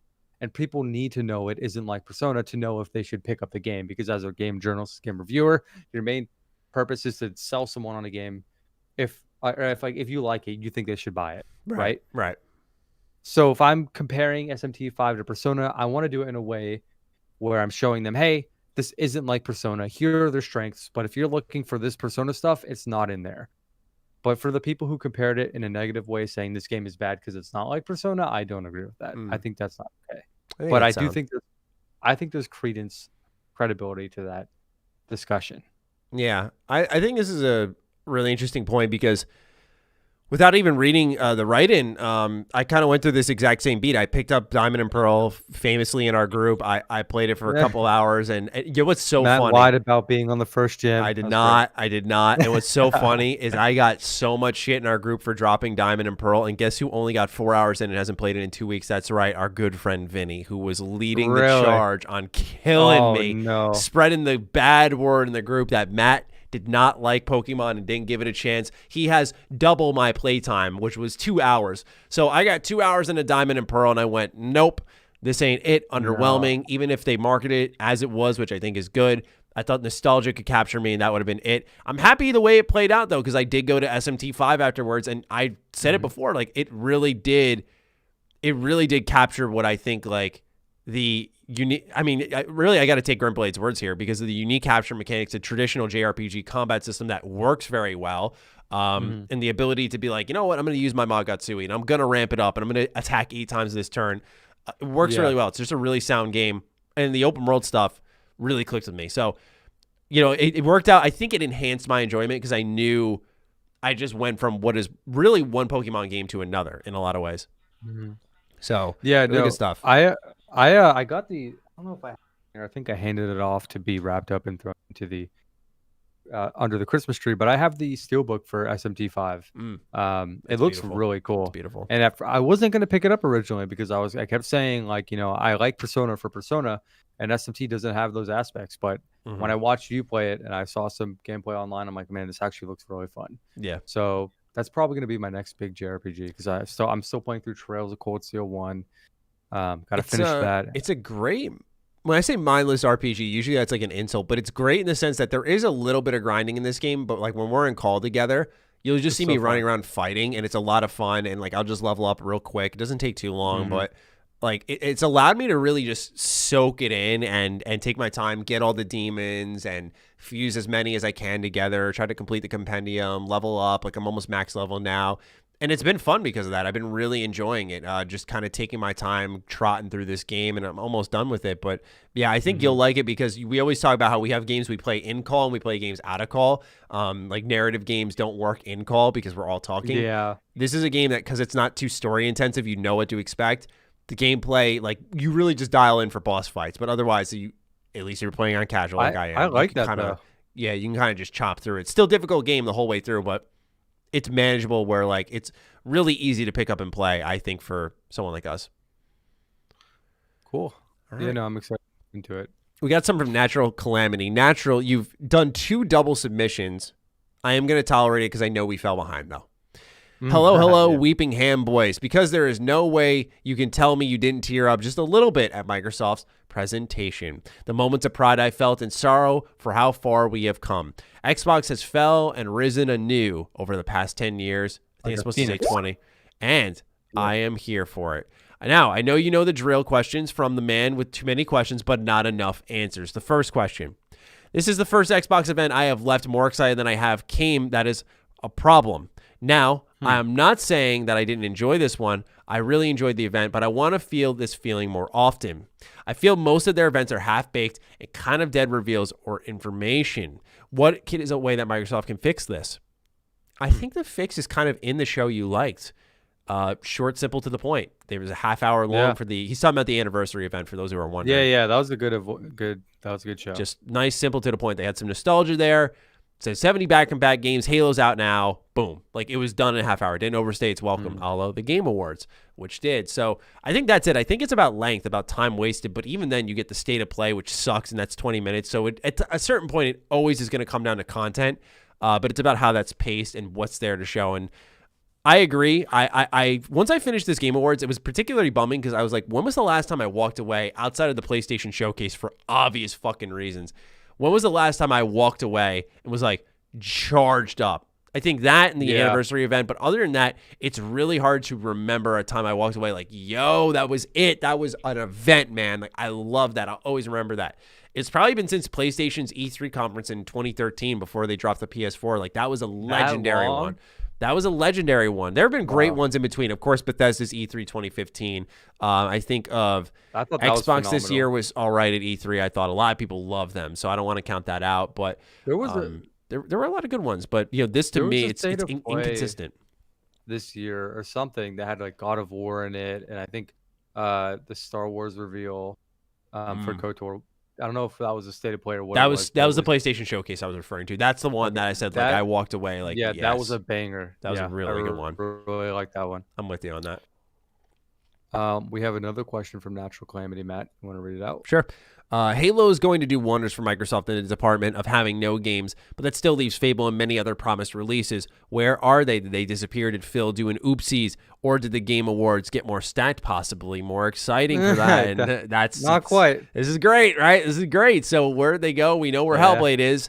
And the others are I'm sure they're tucking them away for E3. Anything you want to add to that? Yeah. Nope. Just Wars was disappointing. That's about it. Yeah. Up next, we have Daylight. Hey, Hambinos, question for you. With the soon-to-be official rollout of Xbox Cloud Gaming across all consoles for Game Pass Ultimate, I wanted to get your thoughts on the service as it stands now. I've been using the service for a couple of months, switching between my tablet and recently on console. Well, I've been using it for quite a bit. Yeah. And I have to say, even this game with a little cloud icon, having it run at Series X quality, even on a phone, is mind-boggling. I have to. I agree. Stadia was quite mad, but since Xbox could go, I really think this could be something amazing.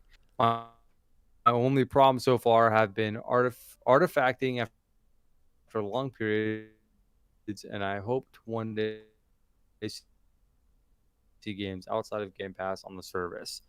Cyberpunk 2077 on Xbox One. Okay. Yeah.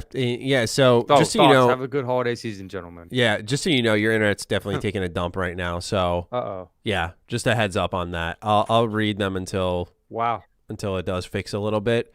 But yeah, I just saw that. Yeah, no problem. Just to let everyone know, the question was, in short, Data Late asked if our thoughts on xCloud, the rollout, and how he's been using it a ton between his tablet and as the service stands now. So, for me personally, as Paul gets his internet straightened out, for me, Xbox Cloud Gaming is... I think it's fixed. Okay, good shit. It's in a spot where people are finally starting to embrace it. Like, it's cool to hear like the general consumer is trying it out.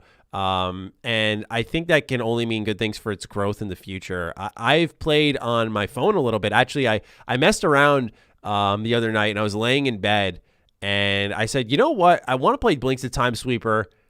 Let me fire up Xbox Cloud Gaming on my phone and just see what happens, because it was touch-based. I said, let me give it a shot. Like, I didn't want to get out of bed and grab the controller. It was like 2 a.m, and so I'm doing the touch-based controls, and I'm like, this actually plays well, and I realized, like, my wireless internet isn't that good. My phone's a 10S, so the wireless adapter in there is pretty old, not that great.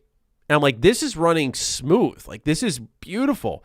And I'm playing it all on my phone. Like, granted, original Xbox game, so nothing crazy. But to me, that was a moment. I was like, that was a defining moment. I was thinking, I just fired that up.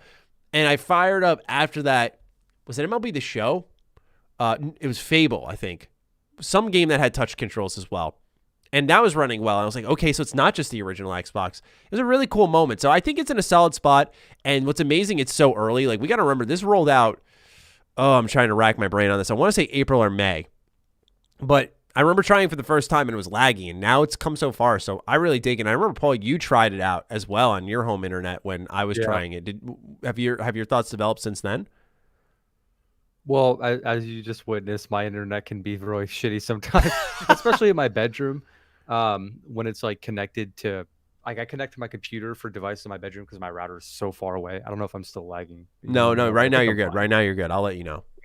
So anyway, yeah, if my internet keeps cutting out, I apologize. Sometimes it just randomly happens. But I played Banjo-Kazooie and it was phenomenal. Like the quality was solid. I noticed like very minimal input delay on like small occasions, and I'm pretty sure that was my internet. Right. And no, I was surprised with how crazy good it was working, because from what I understood, you had to have like really, really wild internet to be able to stream games. So it's exciting that this is becoming a thing. And if this infrastructure develops more and becomes more popular and just gets innovated more and becomes quicker, this could be something we see like for people like who can't get their hands on a PS5 or Series X, right? Right. That's like the big takeaway from it. I agree. It's really impressive. So excited to see how that grows. Let's talk to Shibe. If it's cool, just for now, to make sure your internet's good, I'll just read this next one, and then we'll start alternating again. Totally. Totally fine. Hey there, honey baked boys. Hope you've been having a spectacular week. I've been having an awesome time beating the Outer Worlds and diving into Halo 5 before Infinite comes out. Also, I'm not a huge multiplayer guy, but I jumped into the Halo multiplayer last night, and I'm having an absolute blast. My buddies and I synced up our 3 controllers to his Series X, and we all played online split screen on his TV. It was such an amazing nostalgic feeling I hadn't felt since I was a preteen sitting around the TV having one of those classic game nights with the boys. So for my question, is there a game that you adore that most of the gaming community would consider meh, meh by people's standards. My pick is Dark Sector. I remember a lot of people playing that game and giving it some flack, but I personally couldn't get enough of it. Thank you for all you guys do. P.S. Matty, have you played Disco Elysium yet? The fact that I haven't seen a video on your channel freaking out about this RPG is honestly a crime against humanity. Yeah, this is one I'm gonna re-review in 2020, or 2022, I mean. So I will be on that. I promise. I know I was going to do it this year, but once I saw the Switch physical was like coming out later, I was like, I'll get it then, because I do want to play this on the Switch. But as for the question, a game that you adore, that most of the gaming community would consider meh by people's standards, do you have one that comes to mind right away? For me, mine is Toontown Online. It's an MMORPG, and I mean, even I see it as like a meh game. It's like very, very bare bones, turn-based, I guess RPG-ish type mechanics where you basically, there's 4 toons, 4 cogs, the robots that are your enemies. Pick between like 5 or 6 different gags, which are your attacks. Right. There's a healing one called Tune Up. You got Sound, which attacks all of them but doesn't do a lot of damage. Drop has low accuracy but high damage. Throw is like your average. You throw pies and shit, and squirt water and stuff at people. And it's I've got so much nostalgia with it because I grinded it out as a little kid. It's a lot of fun, but it's pretty mediocre. Like, it's very old. The combat is nothing special, but it's got a lot of charm to it that I think it's fun to go play. Like, I was playing the other day because I was showing Maya what Town was like, and it's just it's a fun game. For me, it would be Prototype. Prototype, I remember when it came out, like, it was Prototype versus Infamous 1, and Infamous, like, dominated. Everyone was all about Infamous, and no one cared about Prototype. But I remember Prototype came out on my birthday, and I want to say 2006. That might be a little earlier. But anyway, this game I love. I love the first story because it's so weird and cheesy, and you have to connect these strands through pickups that you get by like absorbing people's bodies. It's such a strange but different game, and running around the open world, I think they used technology from the other Spider-Man games to build it, but no one really likes Prototype that much. Like, it's always considered a pretty average game. I think the second one is, but when the first one came around, it got like no love. People were not crazy about it. It's this pretty gory game where you could just turn your arm into a giant sword. You could turn it into a big hammer. You could turn it into a number of things, tendrils, and whip people around. And you'd go on rampages and beat up the military and stuff. And that was a big part of the game. But you were this normal dude with a hood on and a leather jacket. I just remember very fondly picking that game up, or not picking it up. I got it for my birthday. So yeah, I unwrapped it and I played it. It was incredible. I really, really liked it. It had the free running. I thought was so cool. It felt so ahead of its time, and I feel like no one gave a shit about it, but I liked it. Yeah, it's funny how people always have those games, and it's funny because I'll go and listen to like music from like an old game, and they're like on YouTube, and the comments are always like, "This game was so amazing," blah blah blah, and like one of them is like Ape Escape 3. Like, I think Ape Escape 3 is an awesome game, but it's not like a groundbreaking. This game is what people are going to be studying for for like ages. It's funny how games end up like that. This is all you. I think your internet's good. Okay, cool. David Portnov writes in, "Hi, Matt and Kopi. I had planned to call in live this week, but I'm recovering from a spinal fusion surgery I had exactly a week ago, so I can't quite do that with my current setup. Well, David, I hope your recovery is quick and painless. Anyway, what are some of your favorite books or book series, either fiction or nonfiction? I just got back into reading through discovering BookTube last August, and it's been a good reading for fun again after having graduated from college a few years ago. I've been getting heavily into modern sci-fi and fantasy myself with Brandon Sanderson's Mistborn trilogy, Dune, and now The Wheel of Time. This is an interesting question from David because Maya and I were at a bookstore and I almost picked up Lord of the Rings, but it was like all 3 of them are in one book, and I want to get like them separately just because weird. I get that. But for me, one that comes to mind when I was a little kid, I love the Cat series. I don't know if you've ever heard of them, Matt. The what cat series? Warrior Cats. No, I've never heard People in chat might know. It's like I guess it was like a preteen like fiction, and there's these 4 clans of cats that live in the forest, and they all fight, and there's like drama between them.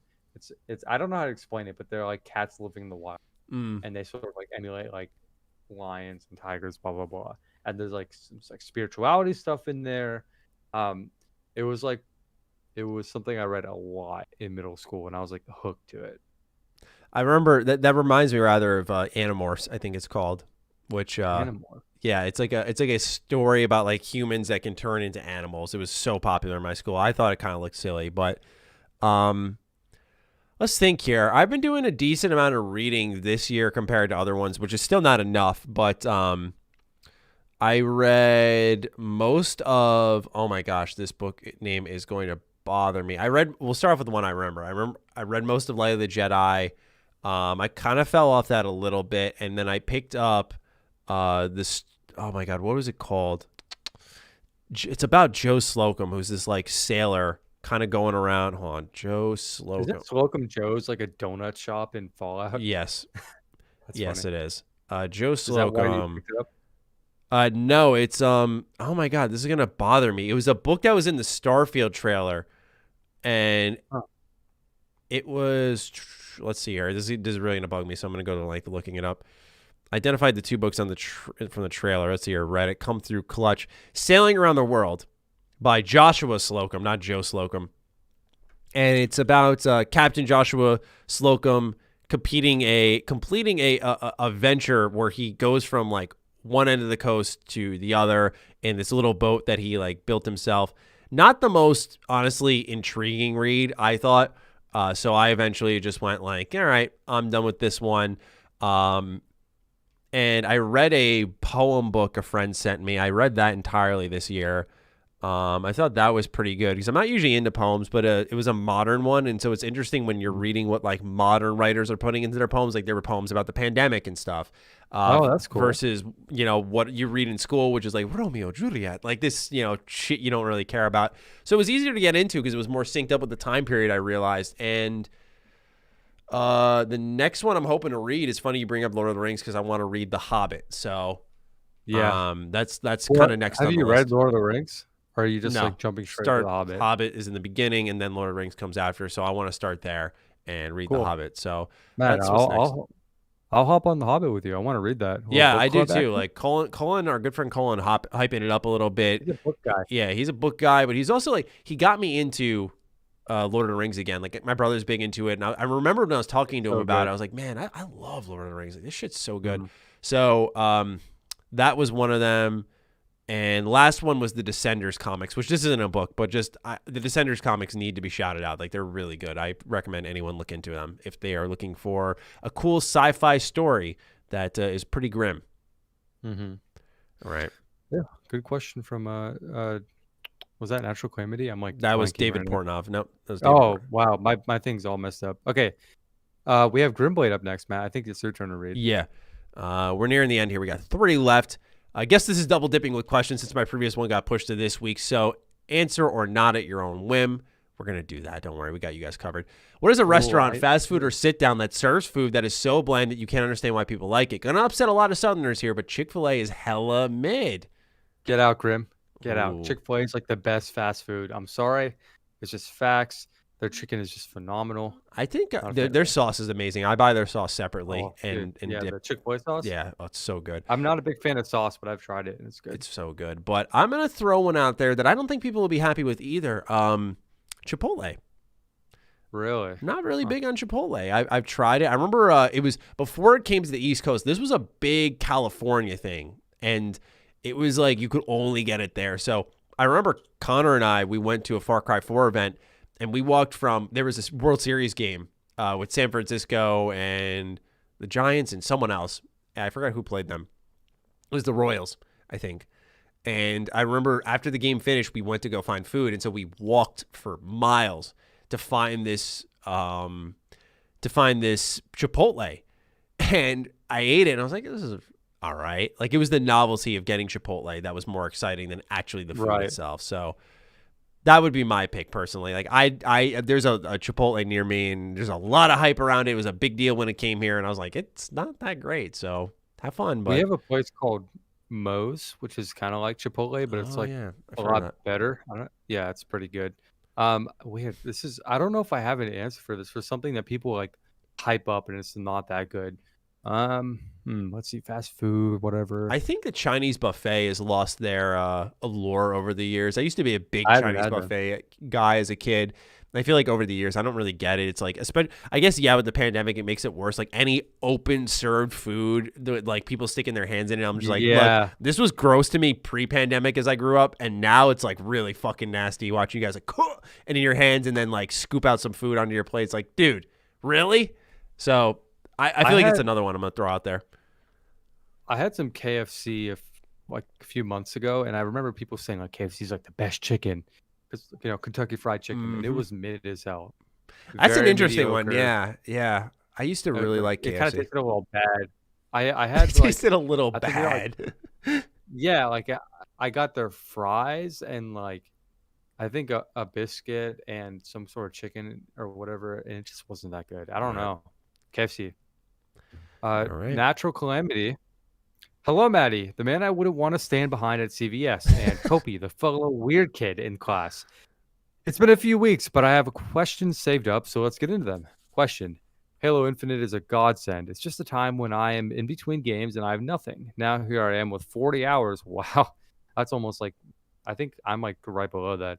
A lot of laughing and fun, probably the most fun I've had with a multiplayer, but this is all fun without playing with the mic and making my own fun. That's really interesting. It's awesome. I don't have the squad. I don't have those to get on every day, and we are itching to play. How do I get this needed element in my life? I hear COG having so much fun with big team battle, but don't have that big team. Help me, Ham boys.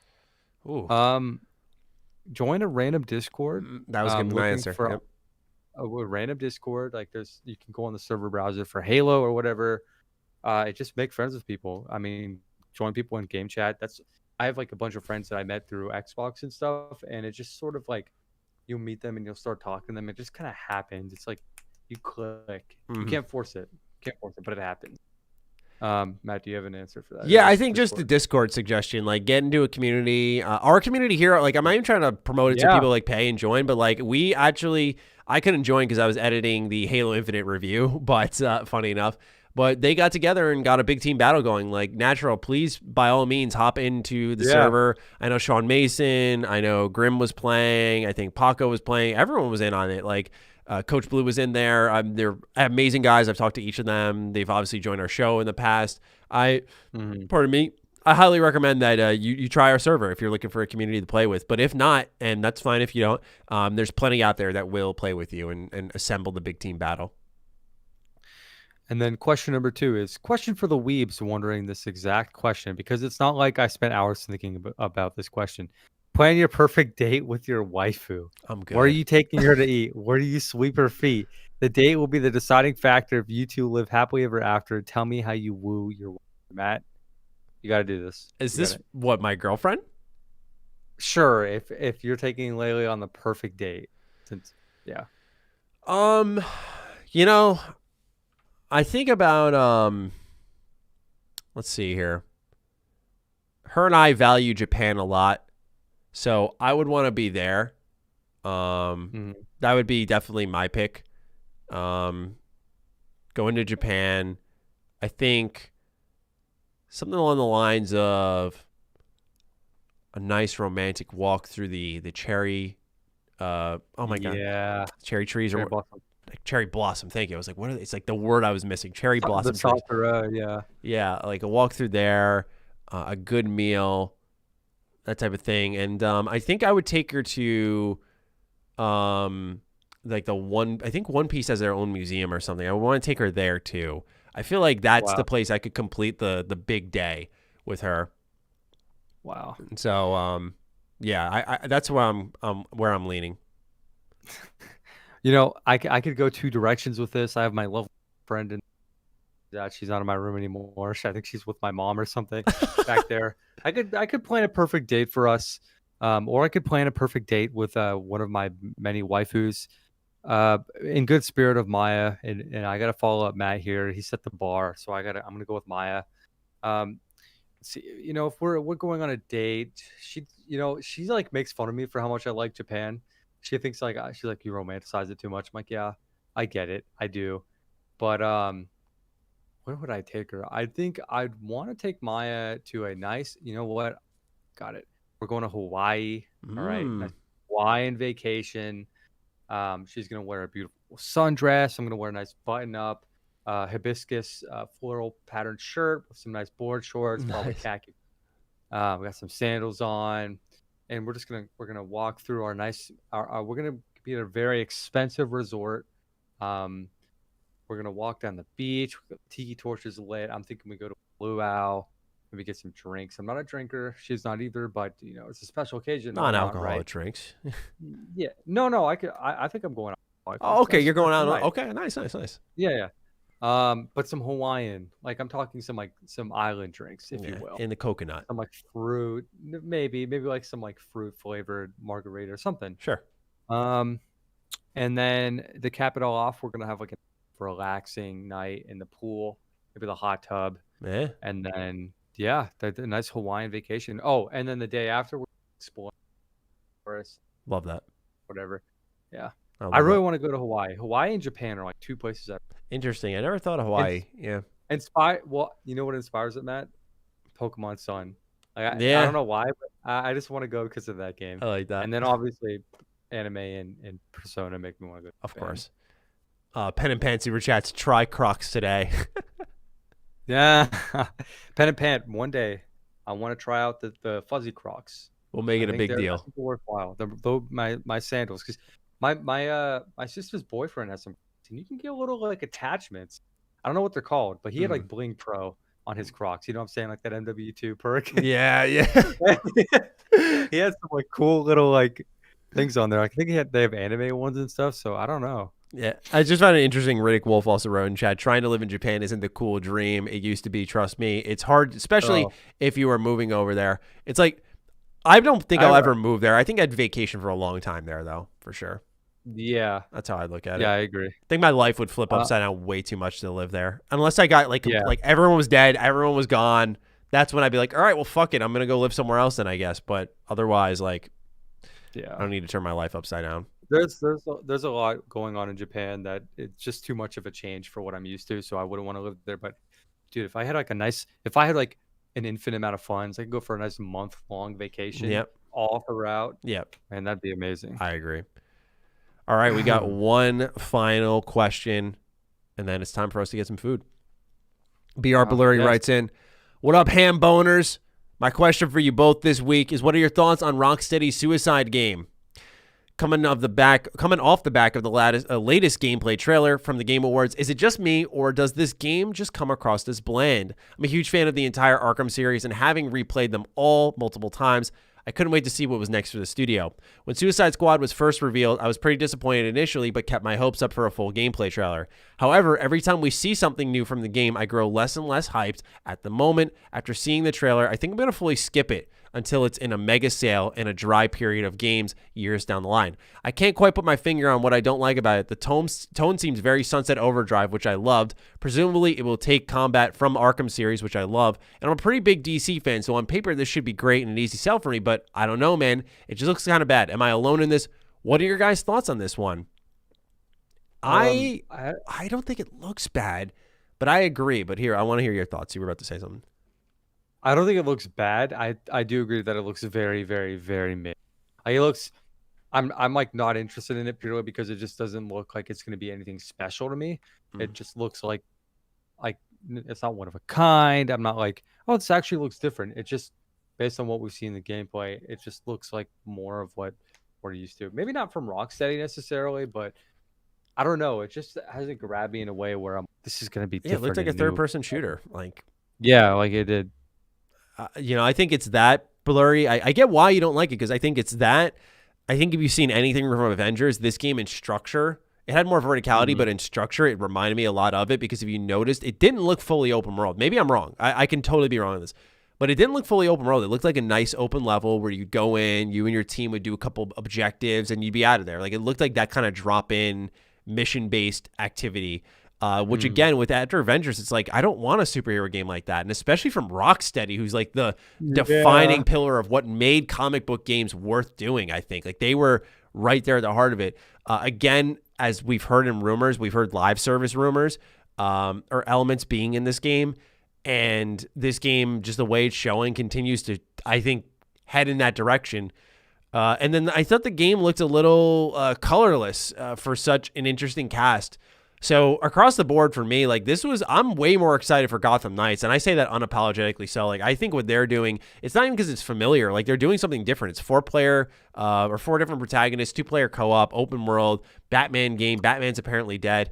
I'm about that. Like you play as Red Hood. That sounds amazing to me. Suicide Squad, where you kill the Justice League, can be cool if it's really gory. But otherwise, like I think that novelty can wear off, and what you have here is like this servicey type game, and it's like it reminds me of BioWare. It's like we're not looking for this from you. We're looking at you for good superhero games that are in a single player space. But here we go. Here comes the Reach. We'll see if it succeeds. But I really think it's blurry. In short, I think it's because it mirrors a lot of what Avengers is: third person, a lot of shooting, and those mission based structures. So that's my 2 cents on it. I don't think you're alone. I agree. I think like you hit the nail on the head with the live service. It's not what we want, but it's what we're getting. I feel like that's pretty much anytime we get a game from a company that's live service, or no, not a company, but a game genre that isn't typically live service, but we're getting it. I think it's not what we want, but it's what we're getting is a perfect way to describe it. Like Fallout 76 is another good example. It's just happening. Here we go.